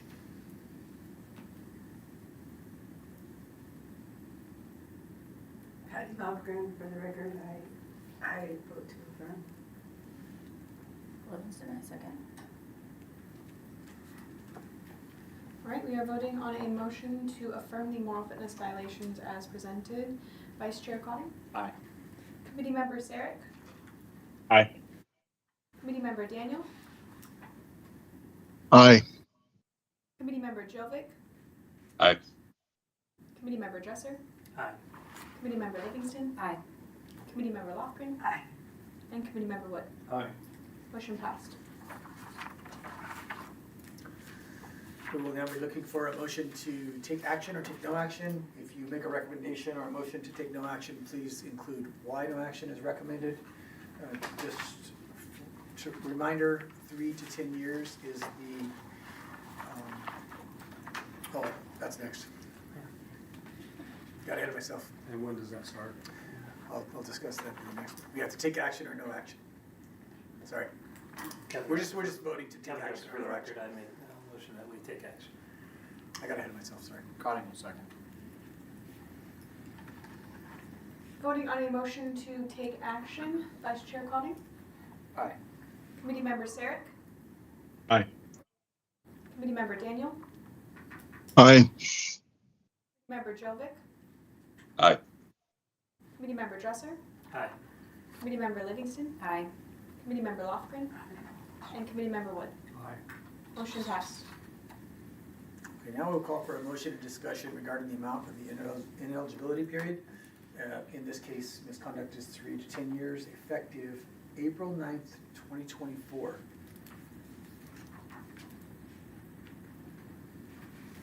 If you recommend a specific amount of ineligibility, please include your justification for that amount.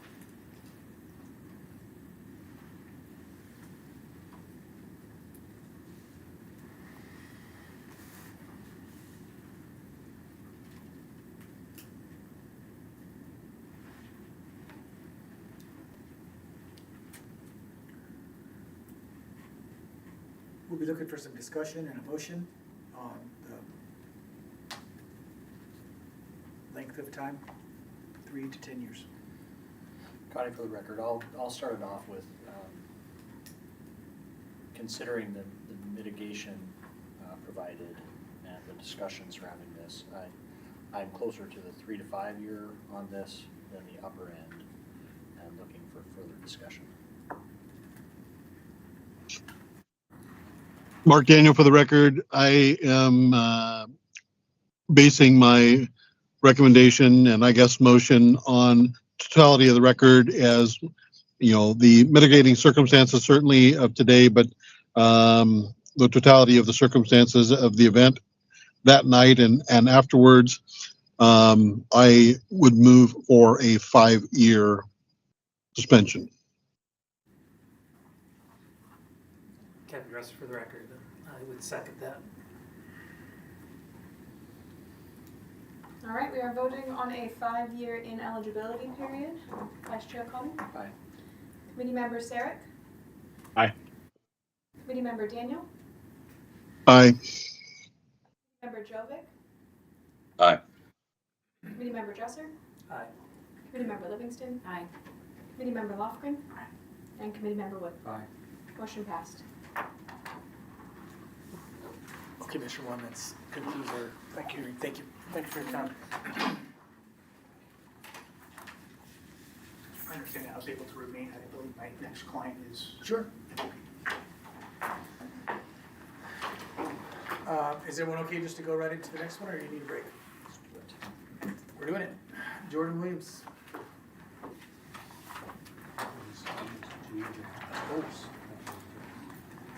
so hard not to talk.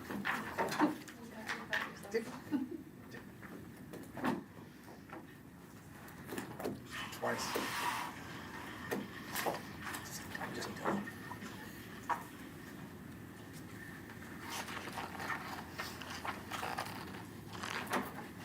You've already had to correct me at all today.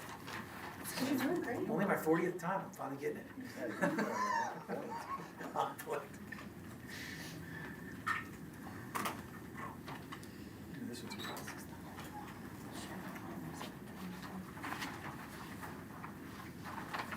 just jinxed myself. You watch my screen.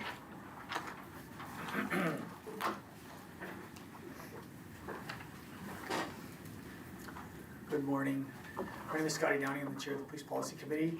This is the time and place for your opportunity to provide a mitigating statement to the Police Policy Committee. After Jennifer reviews your case, you'll be given 5 minutes and 5 minutes only to provide your mitigating statement. At the conclusion of your statement, we won't be able to ask you any questions, and you can't ask us any questions. After you're done, you're more welcome to sit at the table while we discuss your case, or you can go back and sit by your attorney. It's totally your choice. And at the end, we'll just have you exit out the side door. Yes, sir. Okay. Go ahead, Jennifer. Thank you, Chair Nowling. Jennifer Lavario for the record. The case before you now is that of Jordan Williams.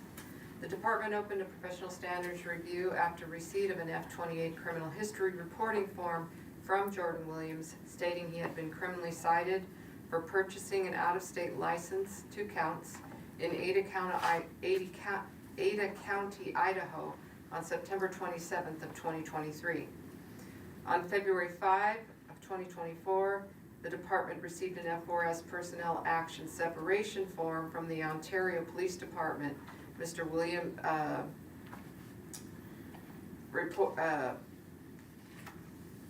sorry, my notes are not that great today. Reporting that Mr. Williams had separated as part of an investigation into the situation with the out-of-state licenses. Also, for being dishonest in his conduct. Williams was terminated from the police department, Ontario Police Department, on January 31st of 2024. On July 25 of 2024, Williams pled guilty to buying or possessing the wrong class or type of license, a misdemeanor charge, and received a withheld judgment. The state of Oregon reviewed the case as well and determined there was insufficient evidence to support bringing a criminal charge against Mr. Williams.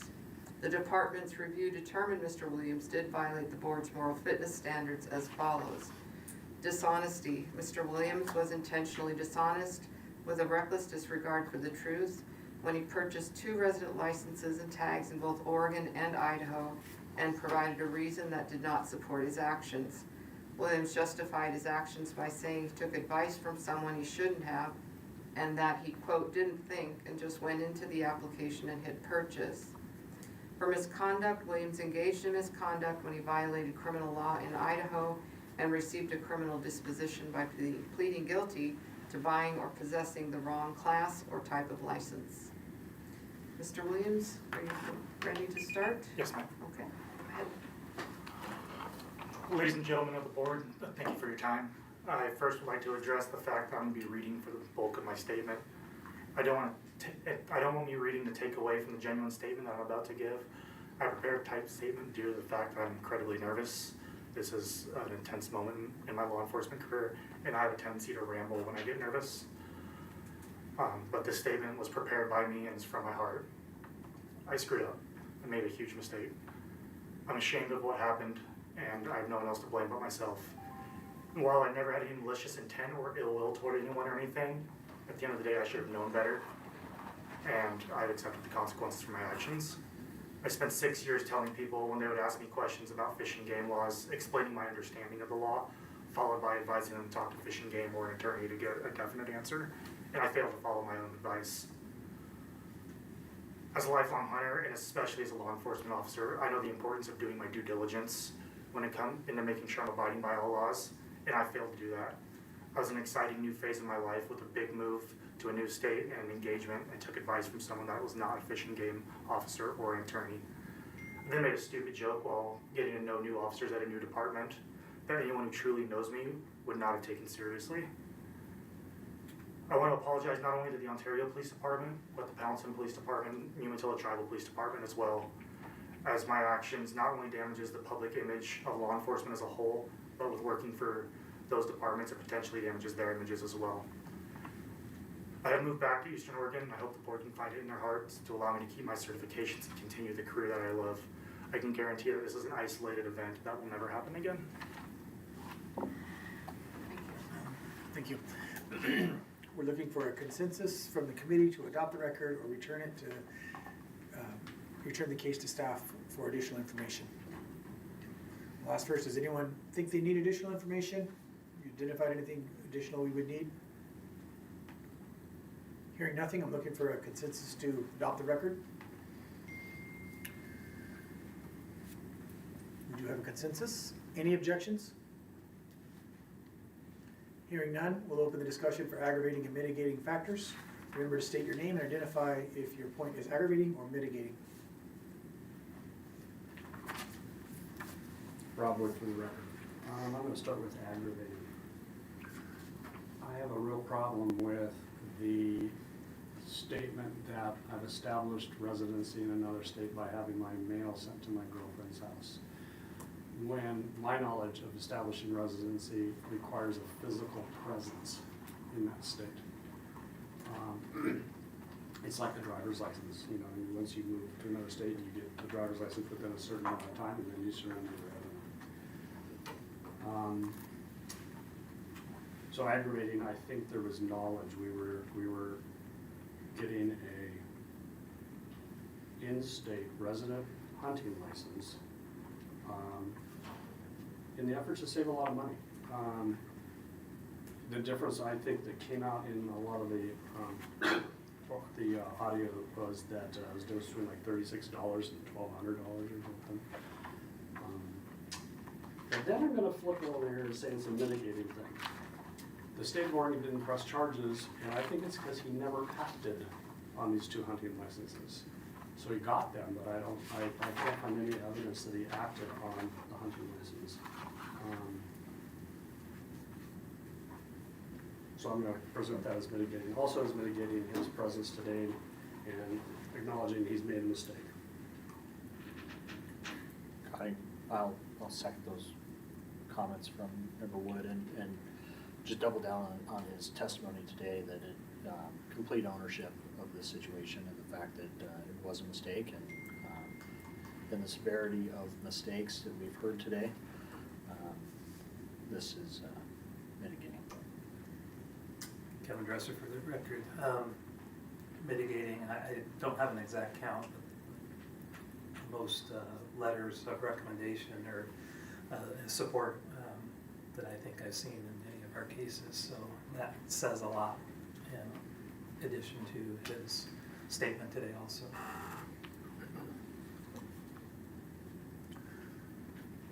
Anyone else aggravating, mitigating?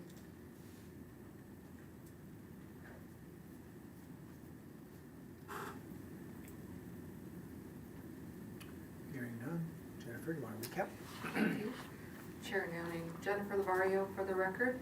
I heard for mitigating from the committee that the state of Oregon not pressing charges along with no evidence of action being taken as a result is mitigating. Mr. Williams' presence today and his accountability for his actions, a complete ownership of his mistakes, and the many letters of recommendation are all mitigating. For aggravating, sending mail, saying your residence is in another state by simply sending mail to their house and not having a physical presence there seemed to imply that there was knowledge that Mr. Williams had about the process, and by doing so, perhaps saving a great deal of money. Looking for a consensus that Jennifer has captured our aggravating and mitigating points. Here's we do have a consensus. We'll now open the discussion about the moral fitness violation categories. We can affirm, modify, or negate. There's two identified in this, which is dishonesty and misconduct. Open the discussion on that. And eventually, we'll be looking for a motion on that.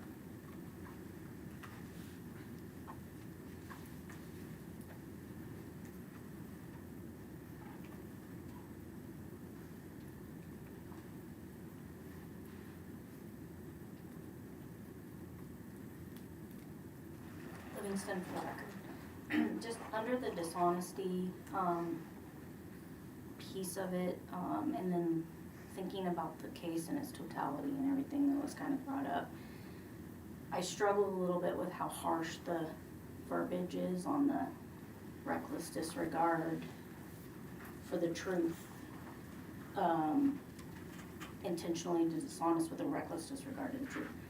I just felt like that seemed harsh and abrasive for the totality of circumstances, so I can't. Thank you. Scotty Dunn for the record, I'm in the same boat. There's enough gray area, there's enough ambiguity in this case where, you know, usually a lie you know when you see it or when you hear it. And this one I've had a little bit more difficult time of saying, was this an actual lie? Is it all under the misconduct? Did you just do something wrong intentionally, or did did he have to lie to do something wrong? And so they're kind of intertwined, but I'm with you. It's not as cut and dried, I don't think, as some of the others. Cotting for the record, I think by definition there is dishonesty by clicking the series of things to obtain dual licenses and obtain the benefit. So I think we're splitting hairs. I think it probably comes down to more on the action side of this, whether or not it happened or not. Like by accepting that and as the investigation shows, by attempting to obtain and then clicking yes, I am a resident, and knowingly doing that by definition is dishonest. Now whether or not it rises to an egregious level of dishonesty, that may be up for debate. Maybe that was better suited for a further conversation on as we get You're down probably the right. road. Further down the road, yes. Yes. Could I So chime in just apologize. briefly? Sure. This is Marie Atwood for the record. Because we're dealing with a dishonesty allegation, I just want to remind the group of what the definition is that we operate on. Dishonesty can include any of the following things: untruthfulness, dishonesty by admission, dishonesty by omission, deception, misrepresentation, falsification, or reckless disregard for the truth. So if the committee believes that any of those things have occurred in this case, then that could sustain the finding. So Rob Wood for the record, I think there was intention. And maybe this goes back to adding aggravating, I don't know, but there was some kind of testimony or evidence that you can't surrender your Oregon hunter's license, which I don't know if it's true or not, but I think there was incentive not to surrender, or at least call ODFW and say I'm no longer a resident, because he got the coveted bighorn sheep tag, which I'm told, I'm not a big game hunter, but I'm told that is extremely rare and fortunate to be able to pull that. So I think we need to leave the dishonesty in there, the intention, whether we pull out reckless disregard, yeah, that's up for discussion. Mark Daniel for the record. Hold on one second, Mark. Thank you. I just want to make sure that we're not pulling in things that are not part of the record. I think the bighorn sheep being coveted, I don't know. Correct, that Okay. would be correct, that's not in the record. Okay, that's not in the record, so I think we probably can't necessarily. It's not in the record? About it being coveted, not. I remember reading that, because I didn't make that up on my own. But is that an opinion, or is that something that is? I mean, I just don't. I don't think we're getting into maybe some opinion that I just want to make sure we're being appropriate of what information that we're actually considering. And you may very well be right. I don't know. I'm not a big game hunter, so. Jennifer Lavario for the record. The record does reflect the tag for the big horn sheep. However, the other portion of that deliberation may be the piece that is not part of the record. So we can say that, yes, this tag was for big horn sheep. Whether or not the opinion about that should be part of the record. I will defer to you, Scotty. That part is not part of my record. Okay, so I think we should leave that part out. That it's. No one else remembers that in any of the audio recordings? I don't specifically remember that. Like I said, it may have just not jumped off the page for me because I'm not a hunter, so. I'm not a big game hunter. Okay, yeah, so Jennifer Lamar, for the record, if the committee wanted me to go back and further review that, I'd be happy to do that. sounds like Teresa. Robert, for the record, I don't think that's really important. What I was trying to do is show the intention of dishonesty, which I think, in my opinion, with taking that back out, I think it still stands. I may be getting the two states, I think it's just, I thought it was just an Oregon deer tag. I didn't, but I was trying to look back through to make sure I wasn't wrong. And I will say for me, that's not going to be, that's not gonna be No, a I factor just that's was, going like, trying to to- sway me one way or another. So I don't need to have it part of the record, and if someone else does, we could potentially ask for that, you know. I would add to the record that the issue for me is residency. Yes. In or out of state. Correct. Regardless of what this tag may have been, or how important the tag may be to individual hunters, it doesn't matter to me. It's residency or no residency. Okay, I appreciate that, and so, we're just trying to keep the deliberation clean. Thank you. Okay, okay, so where were we at? You. Mark Daniel for the record. Mark. Yes, sir. Okay, I'm going to go thinking that it's okay for me to go. So I believe that dishonesty does exist, especially based on the reading of the definition, number one, because there's, in my mind, a definite manipulation of the system to try to acquire something that he had no right to. And I am not a big game hunter. I'm not even a hunter, period. But it is clear to me when people manipulate the system to seek a benefit that they have no right to. And I believe that this shows forth within everything that we've reviewed.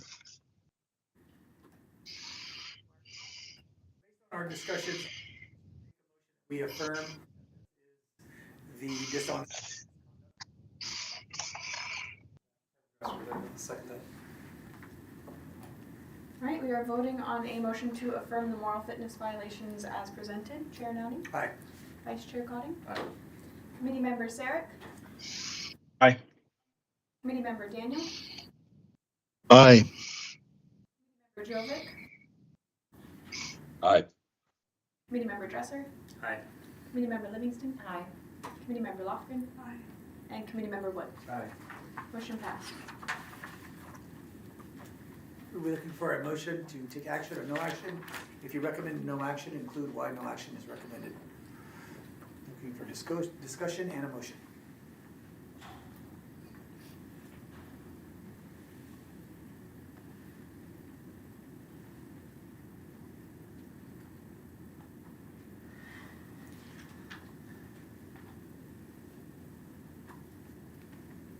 This is the time when we discuss and someone makes a motion.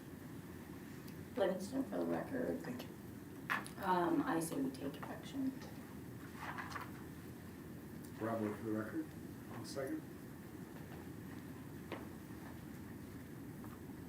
All right, we are voting on a motion to take action. Chair Nowdy? Aye. Vice Chair Cotting? Aye. Committee Member Sarek? Aye. Committee Member Daniel? Aye. Committee Member Jovic? Aye. Committee Member Dresser? Aye. Committee Member Livingston? Aye. Committee Member Lofgren? Aye. And Committee Member Wood? Aye. Motion passed. Okay, we're gonna have discussion now regarding the amount of ineligibility. This would be 3 years to lifetime, because it does include dishonesty. There was an incorrect date in our material. The effective date would be 1/31 of '24. So it would be a year and a half or so ago, would be the effective date. Make sure that you include why the specific timeline is recommended. Kind of for the record, I will, looking at the totality of this case and the in-person testimony and mitigation that Field Out brought, I'm at the 3-year mark on this case. Livingston for the record. As am I. I will second that if you make a motion. I Is make there a motion? 3 years. We are voting on a motion for a 3-year ineligibility period. Chair Nowning? Aye. Vice Chair Potting? Aye. Committee Member Sarek? Aye. Committee Member Daniel? Aye. Jovic? Aye.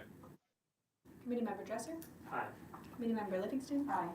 Committee Member Lofgren? Aye. And Committee Member Wood? Aye. Motion passed. Thank you.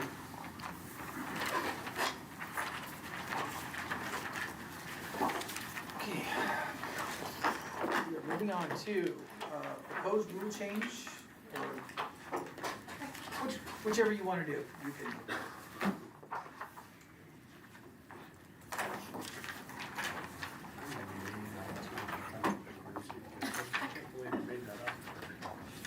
What?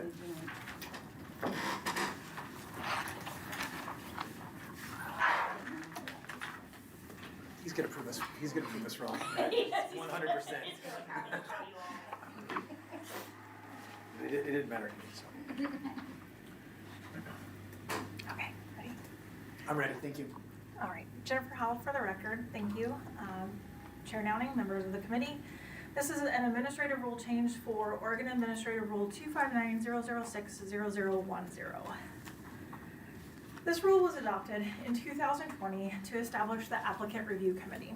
The rule outlines the purpose and membership of the committee, which is more commonly known by the abbreviation ARC or ARC. The Applicant Review Committee was specifically designed to review professional standards cases for individuals who have just been hired but have criminal dispositions that occurred before they were ever employed in public safety. This committee generally meets on a monthly basis, and through this administrative rule and Oregon Administrative Rule 259-008-0290, the board delegated the authority to deny training and certification for these specific types of cases to the Applicant Review Committee. This means that the committee's vote to take no action or to take action to deny does not require any subsequent approval by the board. The combination of the delegated authority and the meeting frequency ensures that the cases are reviewed in a timely manner and that new hires can proceed to their basic training without significant delays once the process has been completed. Since 2023, DPSST has been facilitating a work group to review the current moral fitness rules and standards. This included discussion related to the Applicant Review Committee membership and the appointment criteria. After reviewing the current membership requirements, the work group recommended 3 changes related to the ARC member criteria. On page 2 of your memo, in section 2, the first recommendation was to change the board member position from a public member to any member of the board. Changing the designation from the public member to any member does not preclude or prevent a public member of the board or one of the policy committees from serving on the committee. It just removes the requirement that the board member be the public member. In section 3, the second recommendation was to delete subsection B to remove the prior policy committee experience requirement. This is shown as strike-through text. And while this requirement was initially intended to ensure that ARC members had experience reviewing professional standards cases and familiarity with committee processes, the requirement has proven to be more restrictive than necessary.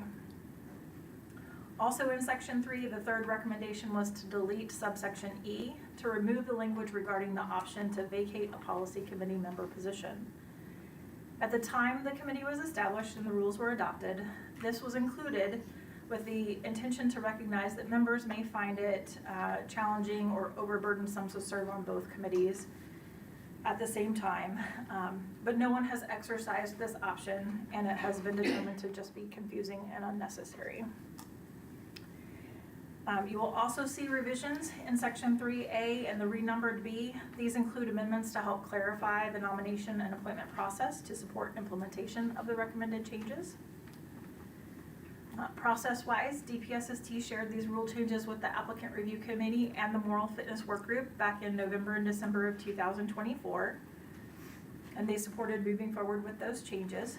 Timing-wise, the rule hasn't come before the committees before because we took pause on all of our moral fitness work group during the legislative session. So now that session's over, we're back to working on those processes.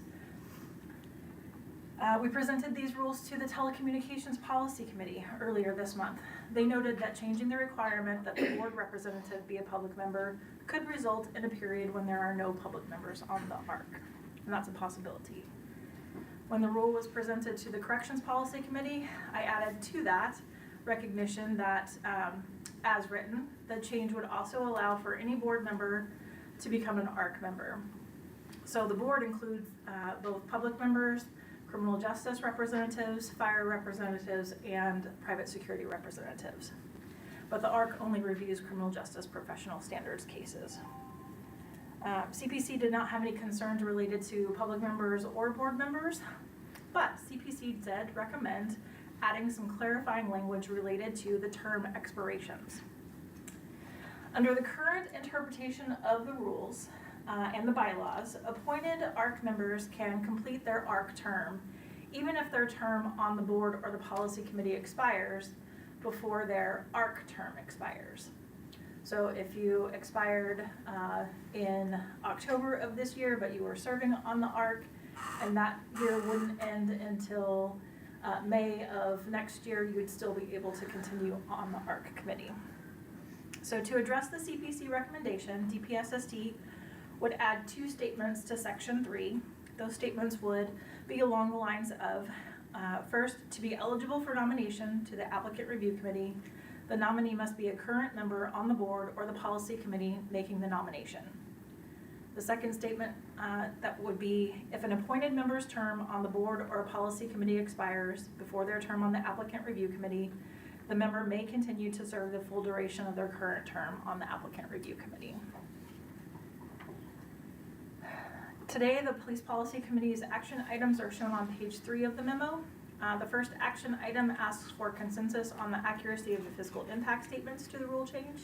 To summarize those briefly, DPSST did not find any fiscal impacts for this rule change. Your second action item requires motion, second, and vote, and that's to recommend that the board approve these rules as permanent rules. If you agree with the CPC recommended changes as presented in the discussion today, then I would just ask that you amend the motion to include the as amended, the rules presented as amended by our discussion and their recommendation. And I'm so happy to answer any questions that you all may have. Just cutting down for the record, has there, and maybe you said it in there, it's been a difficulty getting a public member on here? Is that the gist of it? Sure. I mean, it's just to get someone from the board? Right. Thank you for the question, Jennifer Howell, for the record.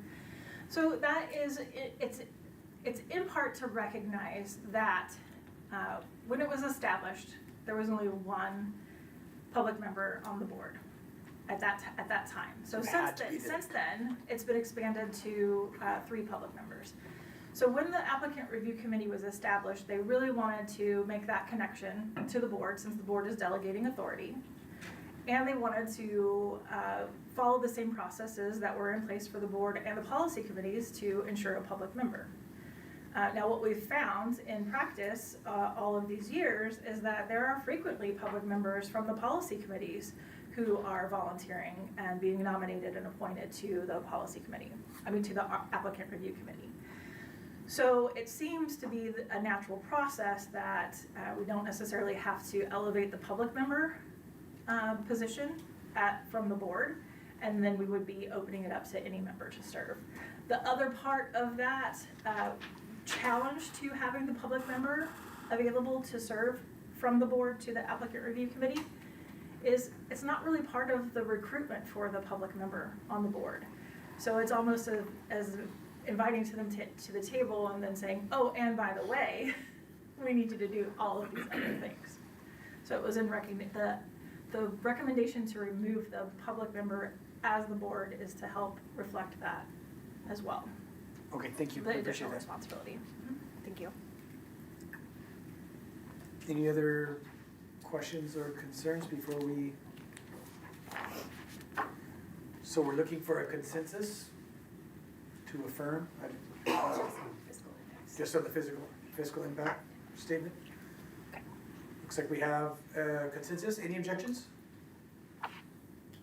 None noted. And then we would need a motion for a vote to recommend. I guess we didn't do any other changes, so we recommend it as it was presented. If you, How do you want me to say it? Is what I'm so saying. because we're entertaining the corrections policy recommendation to add that additional clarifying language about serving out term limits, if you are comfortable with that recommendation, then if you would just approve as amended by the corrections policy committee, then that would probably be a clear enough record. I will make that motion. I will second that motion. All right, we are voting on a motion to recommend the board approve filing the proposed rule changes with the amendments from CPC for OAR 259-006-0010 as a permanent rule. Chair Noni. Aye. Vice Chair Coniff. Aye. Committee Member Sarek. Aye. Committee Member Daniel. Aye. Committee Member Jovic. Aye. Committee Member Dresser. Aye. Committee Member Livingston. Aye. Committee Member Lofgren. Aye. And Committee Member Wood. Motion passed. The next item is another proposed rule change, OAR 259-008-0085. Thank you. Jennifer Howell for the record. Chair Nowning, members of the committee. DPSST identified a need to add more clarity to the rules and processes that guide how and when a student is required to make up missed training. DPSST refers to this as this process as a form of remediation. So throughout the discussion, you may hear me say remediation or make up missed training interchangeably. Per rule, all students are required to complete the basic training course and meet the minimum standards for certification. This includes completing the course in its entirety and meeting the student performance measures such as testing and skills demonstration.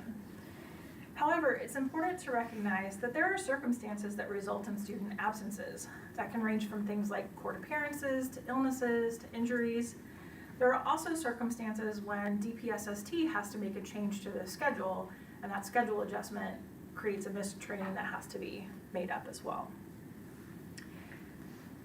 Over time, DPSST noted differing interpretations of the rule language that currently exists around 10% absence. And this resulted in inconsistent outcomes related to absences, course schedule modifications, and remediating that missed training. After reviewing the rule history and current practices to determine how to clarify the rule, moving forward, DPSST identified the following key points. All missed training must be remediated.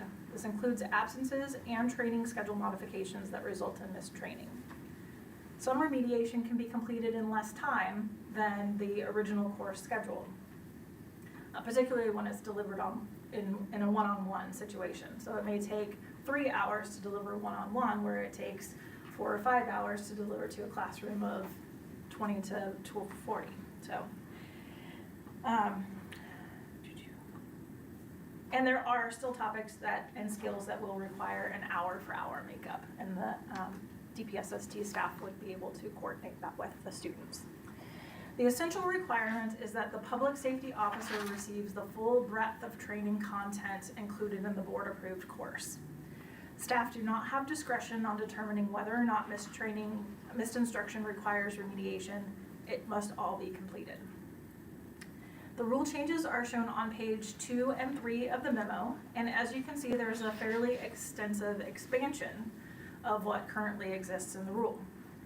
Again, this is meant to add clarity and codify current policies for a consistent application of the rule in the future.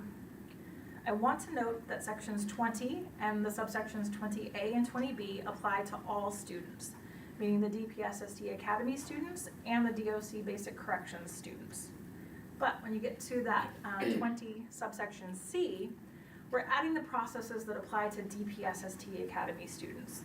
Because DOC is delivering their basic corrections class to their employees, they retain discretion on how they're going to do that makeup process as long as they're conforming with parts A and B. Before I move on to the fiscal impact statements, I wanted to pause to see if there were any questions on the proposed rule language.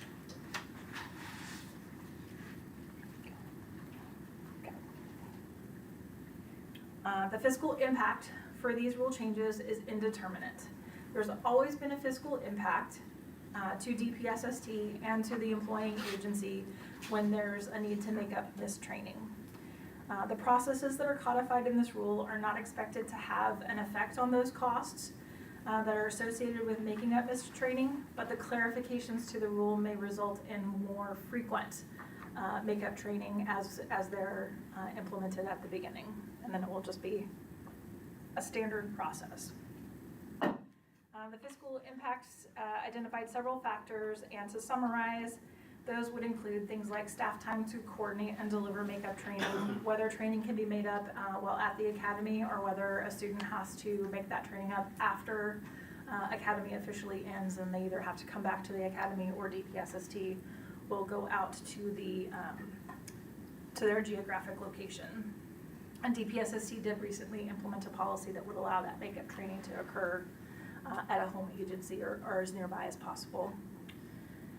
The memo also includes a list of entities that may be affected by the fiscal impacts. We're supposed to identify all state agencies. Identifying all state agencies would include Oregon State Police, Department of Corrections, Oregon Liquor and Cannabis Commission, the Board of Parole and Post-Prison Supervision, Department of Justice, and Oregon Judicial Departments. In recognizing cities and counties, it would be police departments, sheriff's offices, dispatch centers, and community corrections agencies. We would also recognize tribal governments with public safety officers who are certified by DPSST, Oregon Health Sciences University, and public universities with police departments. But there were no fiscal or economic impacts identified for members of the public and no small businesses identified as subject to the rule. Those are all the prepared remarks. Happy to answer any questions, and it's basically the same action items, the consensus on fiscal or any additional information to add to fiscal, and then motion to approve to the board. So Rob Wood for the record, Jennifer, this takes out any discretion and makes it more concrete, correct? It is intended to remove the discretion on whether or not it can be completed. There is still discretion on how it gets completed. So whether we're doing it here at the academy, whether we're engaging with the student after academy, if it's a long-term remediation where perhaps they missed a large chunk, there's coordination involved with the employing agency to determine whether they need to come back to a different academy, whether they're starting over or starting just to finish up those last 4 weeks, those types of things. So there is still discretion. But, okay, so I want to make sure I understand. Sure. The discretion is time-based. Let's say they missed a 4-hour block of one section of vehicle stops. Is that that's 4 hours they need to make up? They have to make up the missed training content. Content. So the learning outcomes, the objectives, those types of things, and the DPSST training staff. And in the example that you gave, I just don't have the expertise to know whether that's an hour for hour makeup, because that's a skill, versus something that could be done in a more consolidated amount of time. So we're not always looking for hour to hour match, but we're looking to ensure that all of the training gets introduced to the student. Okay, so as a trainer, I have some background and experience with this. Let's take firearms, for example. There's 12 sessions, and we have baby steps at the beginning. And if they miss session 3, but test through that at session 6, do they still need to go back and... I'm seeing a fiscal impact here, that's why I'm bringing this up. So if they have shown proficiency of what was covered in session 3 through a skills assessment in session 6, does that, Or are we now saying you still need to make up the content in session 3? And I can think this on vehicle stops, I can think this on use of force, EBOC in fact. Right. So, So I'm Jennifer Howell for the record. Unfortunately, I don't have the training expertise to answer it to that level of like, for those specific skills classes, how the training staff are going to handle that. Other than the answer of, whenever possible, their first goal has always been to take care of that student while they're here on campus so that we don't have to have that larger fiscal impact. So there may be a small front-end fiscal impact of overtime to make sure that that student gets through the process before they're released and sent back to their home agency. But that then prevents them from having to be coordinated for additional training at a later time. I just can't answer to the specific individual classes on which ones are gonna require an hour for hour, which ones are gonna, which segments that are linear segments would require you to go back and finish 3 before you can finish 6 and that type of thing. right. Yeah. Can I? Of course. Thank you. This is Marie Atwood for the record. So hopefully this is at least a little bit instructive. So my understanding of how this will play out is, like you mentioned before, that it is much more content-based rather than skills assessment-based, because not only do we have specific areas of content that are by rule and statute required to be delivered, we also do have the ORS and OAR that we have an approximately 640-hour program, right, in basic police, for example. So the overall rule will be that the curriculum must be delivered, not just that they have shown their skills are adequate for that phase of their training program. Because, for example, as Jennifer noted, there are certain aspects of the training, like classroom hours, right? You may have a 4-hour block for one particular topic, but the remediation might only take a student 2 hours to get through the content. So we don't want to tie it to hour for hour, but the content itself must be delivered at some point in time in order for it to be considered remediated. So I think in the instance of firearms or vehicle stops, they probably would need to go make up that class. But as was already noted, we would make every effort to do that while they are still here, to not extend the time that they're spending at academy, make them return to academy if at all possible. As an additional note, as a general agency update, we are moving toward learning management system that was granted to us in this last legislative session, funding for that, which should help offset some of the inconveniences, if not fiscal costs, to having a requirement for students to come back in person if there's any way that we can develop a curriculum that can be delivered digitally. So hopefully those were at least a little bit of information. Thank you for that. Connie, for the record, I think Member Wood has a lot more experience in the actual hands-on training here. But when I read the struck language and then the proposed new language, I think in actuality it's going to be a very, very similar fiscal. This is just providing more detail to how and what the latitude is for the agency to determine where the trainees training and how it's going to be made up. So I can see where they landed at a 0 fiscal change on this.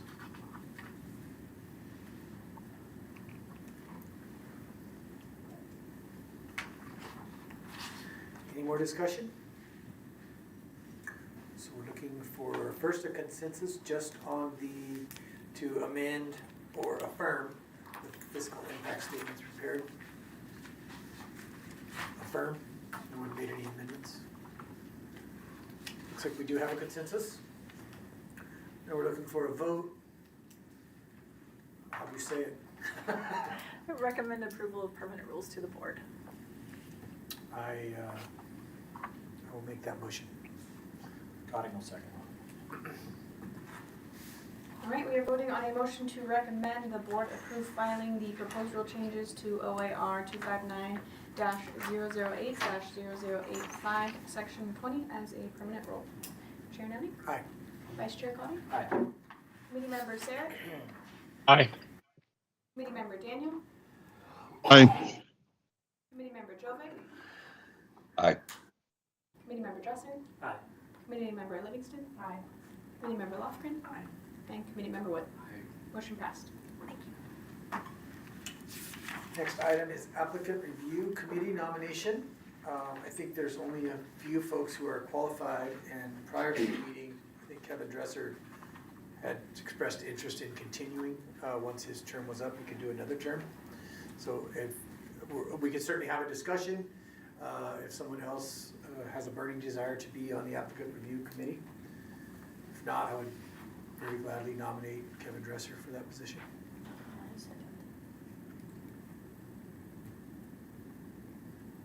You good? So we have a nomination and a second. Right. We are voting on a motion to nominate Kevin Dresser to the applicant review committee. Chair Nelson? Aye. Vice Chair Cotting? Aye. Committee Member Sarek? Aye. Committee Member Daniel? Aye. Committee Member Jovic? Aye. Committee Member Dresser? Aye. Committee Member Livingston? Aye. Committee Member Lofgren? Aye. And Committee Member Wood. Aye. Motion passed. Congratulations. It's a big day. It's a big day. Tough election. Looks like next item is agency updates. Yeah, hi everyone. Marie Atwood for the record. So, Director Castle and Deputy Director McAlpine are both at FLETC this week in Georgia, I believe. So neither of them are here for the policy committee, otherwise they both would be here as they usually are. That leaves me to provide agency updates, and considering how much effort everyone's put into today's set of cases, the 3 ginormous volumes of books that are sitting in front of everybody, I'm going to keep this short and sweet. 4 volumes. My apologies. An amendment for the record. It matters. Yes, it does. So yeah, I just want to tell everyone thank you for being here. Thank you for your thoughtful consideration and all of the work and effort you put into being here every time, and to giving each of these cases a really close, critical look. We had every single person who was on today's docket came to speak, and you all listened with great attentiveness, and we do appreciate that. I also want to thank my team for all the work that they put into getting these materials prepared and delivered to you in a timely manner. There are a ton of cases on every single person's caseload at a given time, and nevertheless they are able to put these things together for you to consider thoughtfully at our committee and board hearings. I want to introduce a new team member. This is Ben Hamilton. He is, as he introduced himself earlier, going to be the new manager of our criminal justice certification program. So he will be overseeing the team that does all the behind the scenes work in getting us prepared for these meetings. Otherwise, I don't have a ton in terms of agency updates. Like I mentioned just a moment ago, we did get some money during this past legislative session to fund a learning management system. The procurement and implementation of that are going to take a really long time, but it will help us substantially in how and when and where we deliver our curriculum to our constituents. We will hopefully have a really, really robust statewide impact, including things like regional trainings that oftentimes agencies just can't afford the amount of resources lost to send people to DPSST for advanced training. So we're going to keep you updated with kind of benchmarks that occur for our learning management system implementation. We are also in the process of implementing a new case management system, which can and will impact how you receive the information that you get for our committee meetings and board meetings. It will likely impact how complaints are received. Our public-facing portals online should all be a part of the implementation of that. That said, it's very early days. Acadis is the software company we're working through. They also are the company that does our training division software here. So we're familiar with them, and they're helping us iron out all of the odds and ends before we kind of go live with our new case management system. So we'll keep you updated on that as well. Otherwise, I don't think I have a ton in the way of agency updates. If there's anything for the good of the order, we do have some. Juan, were you able to get some lunch cards? Okay, so with our last 22 minutes,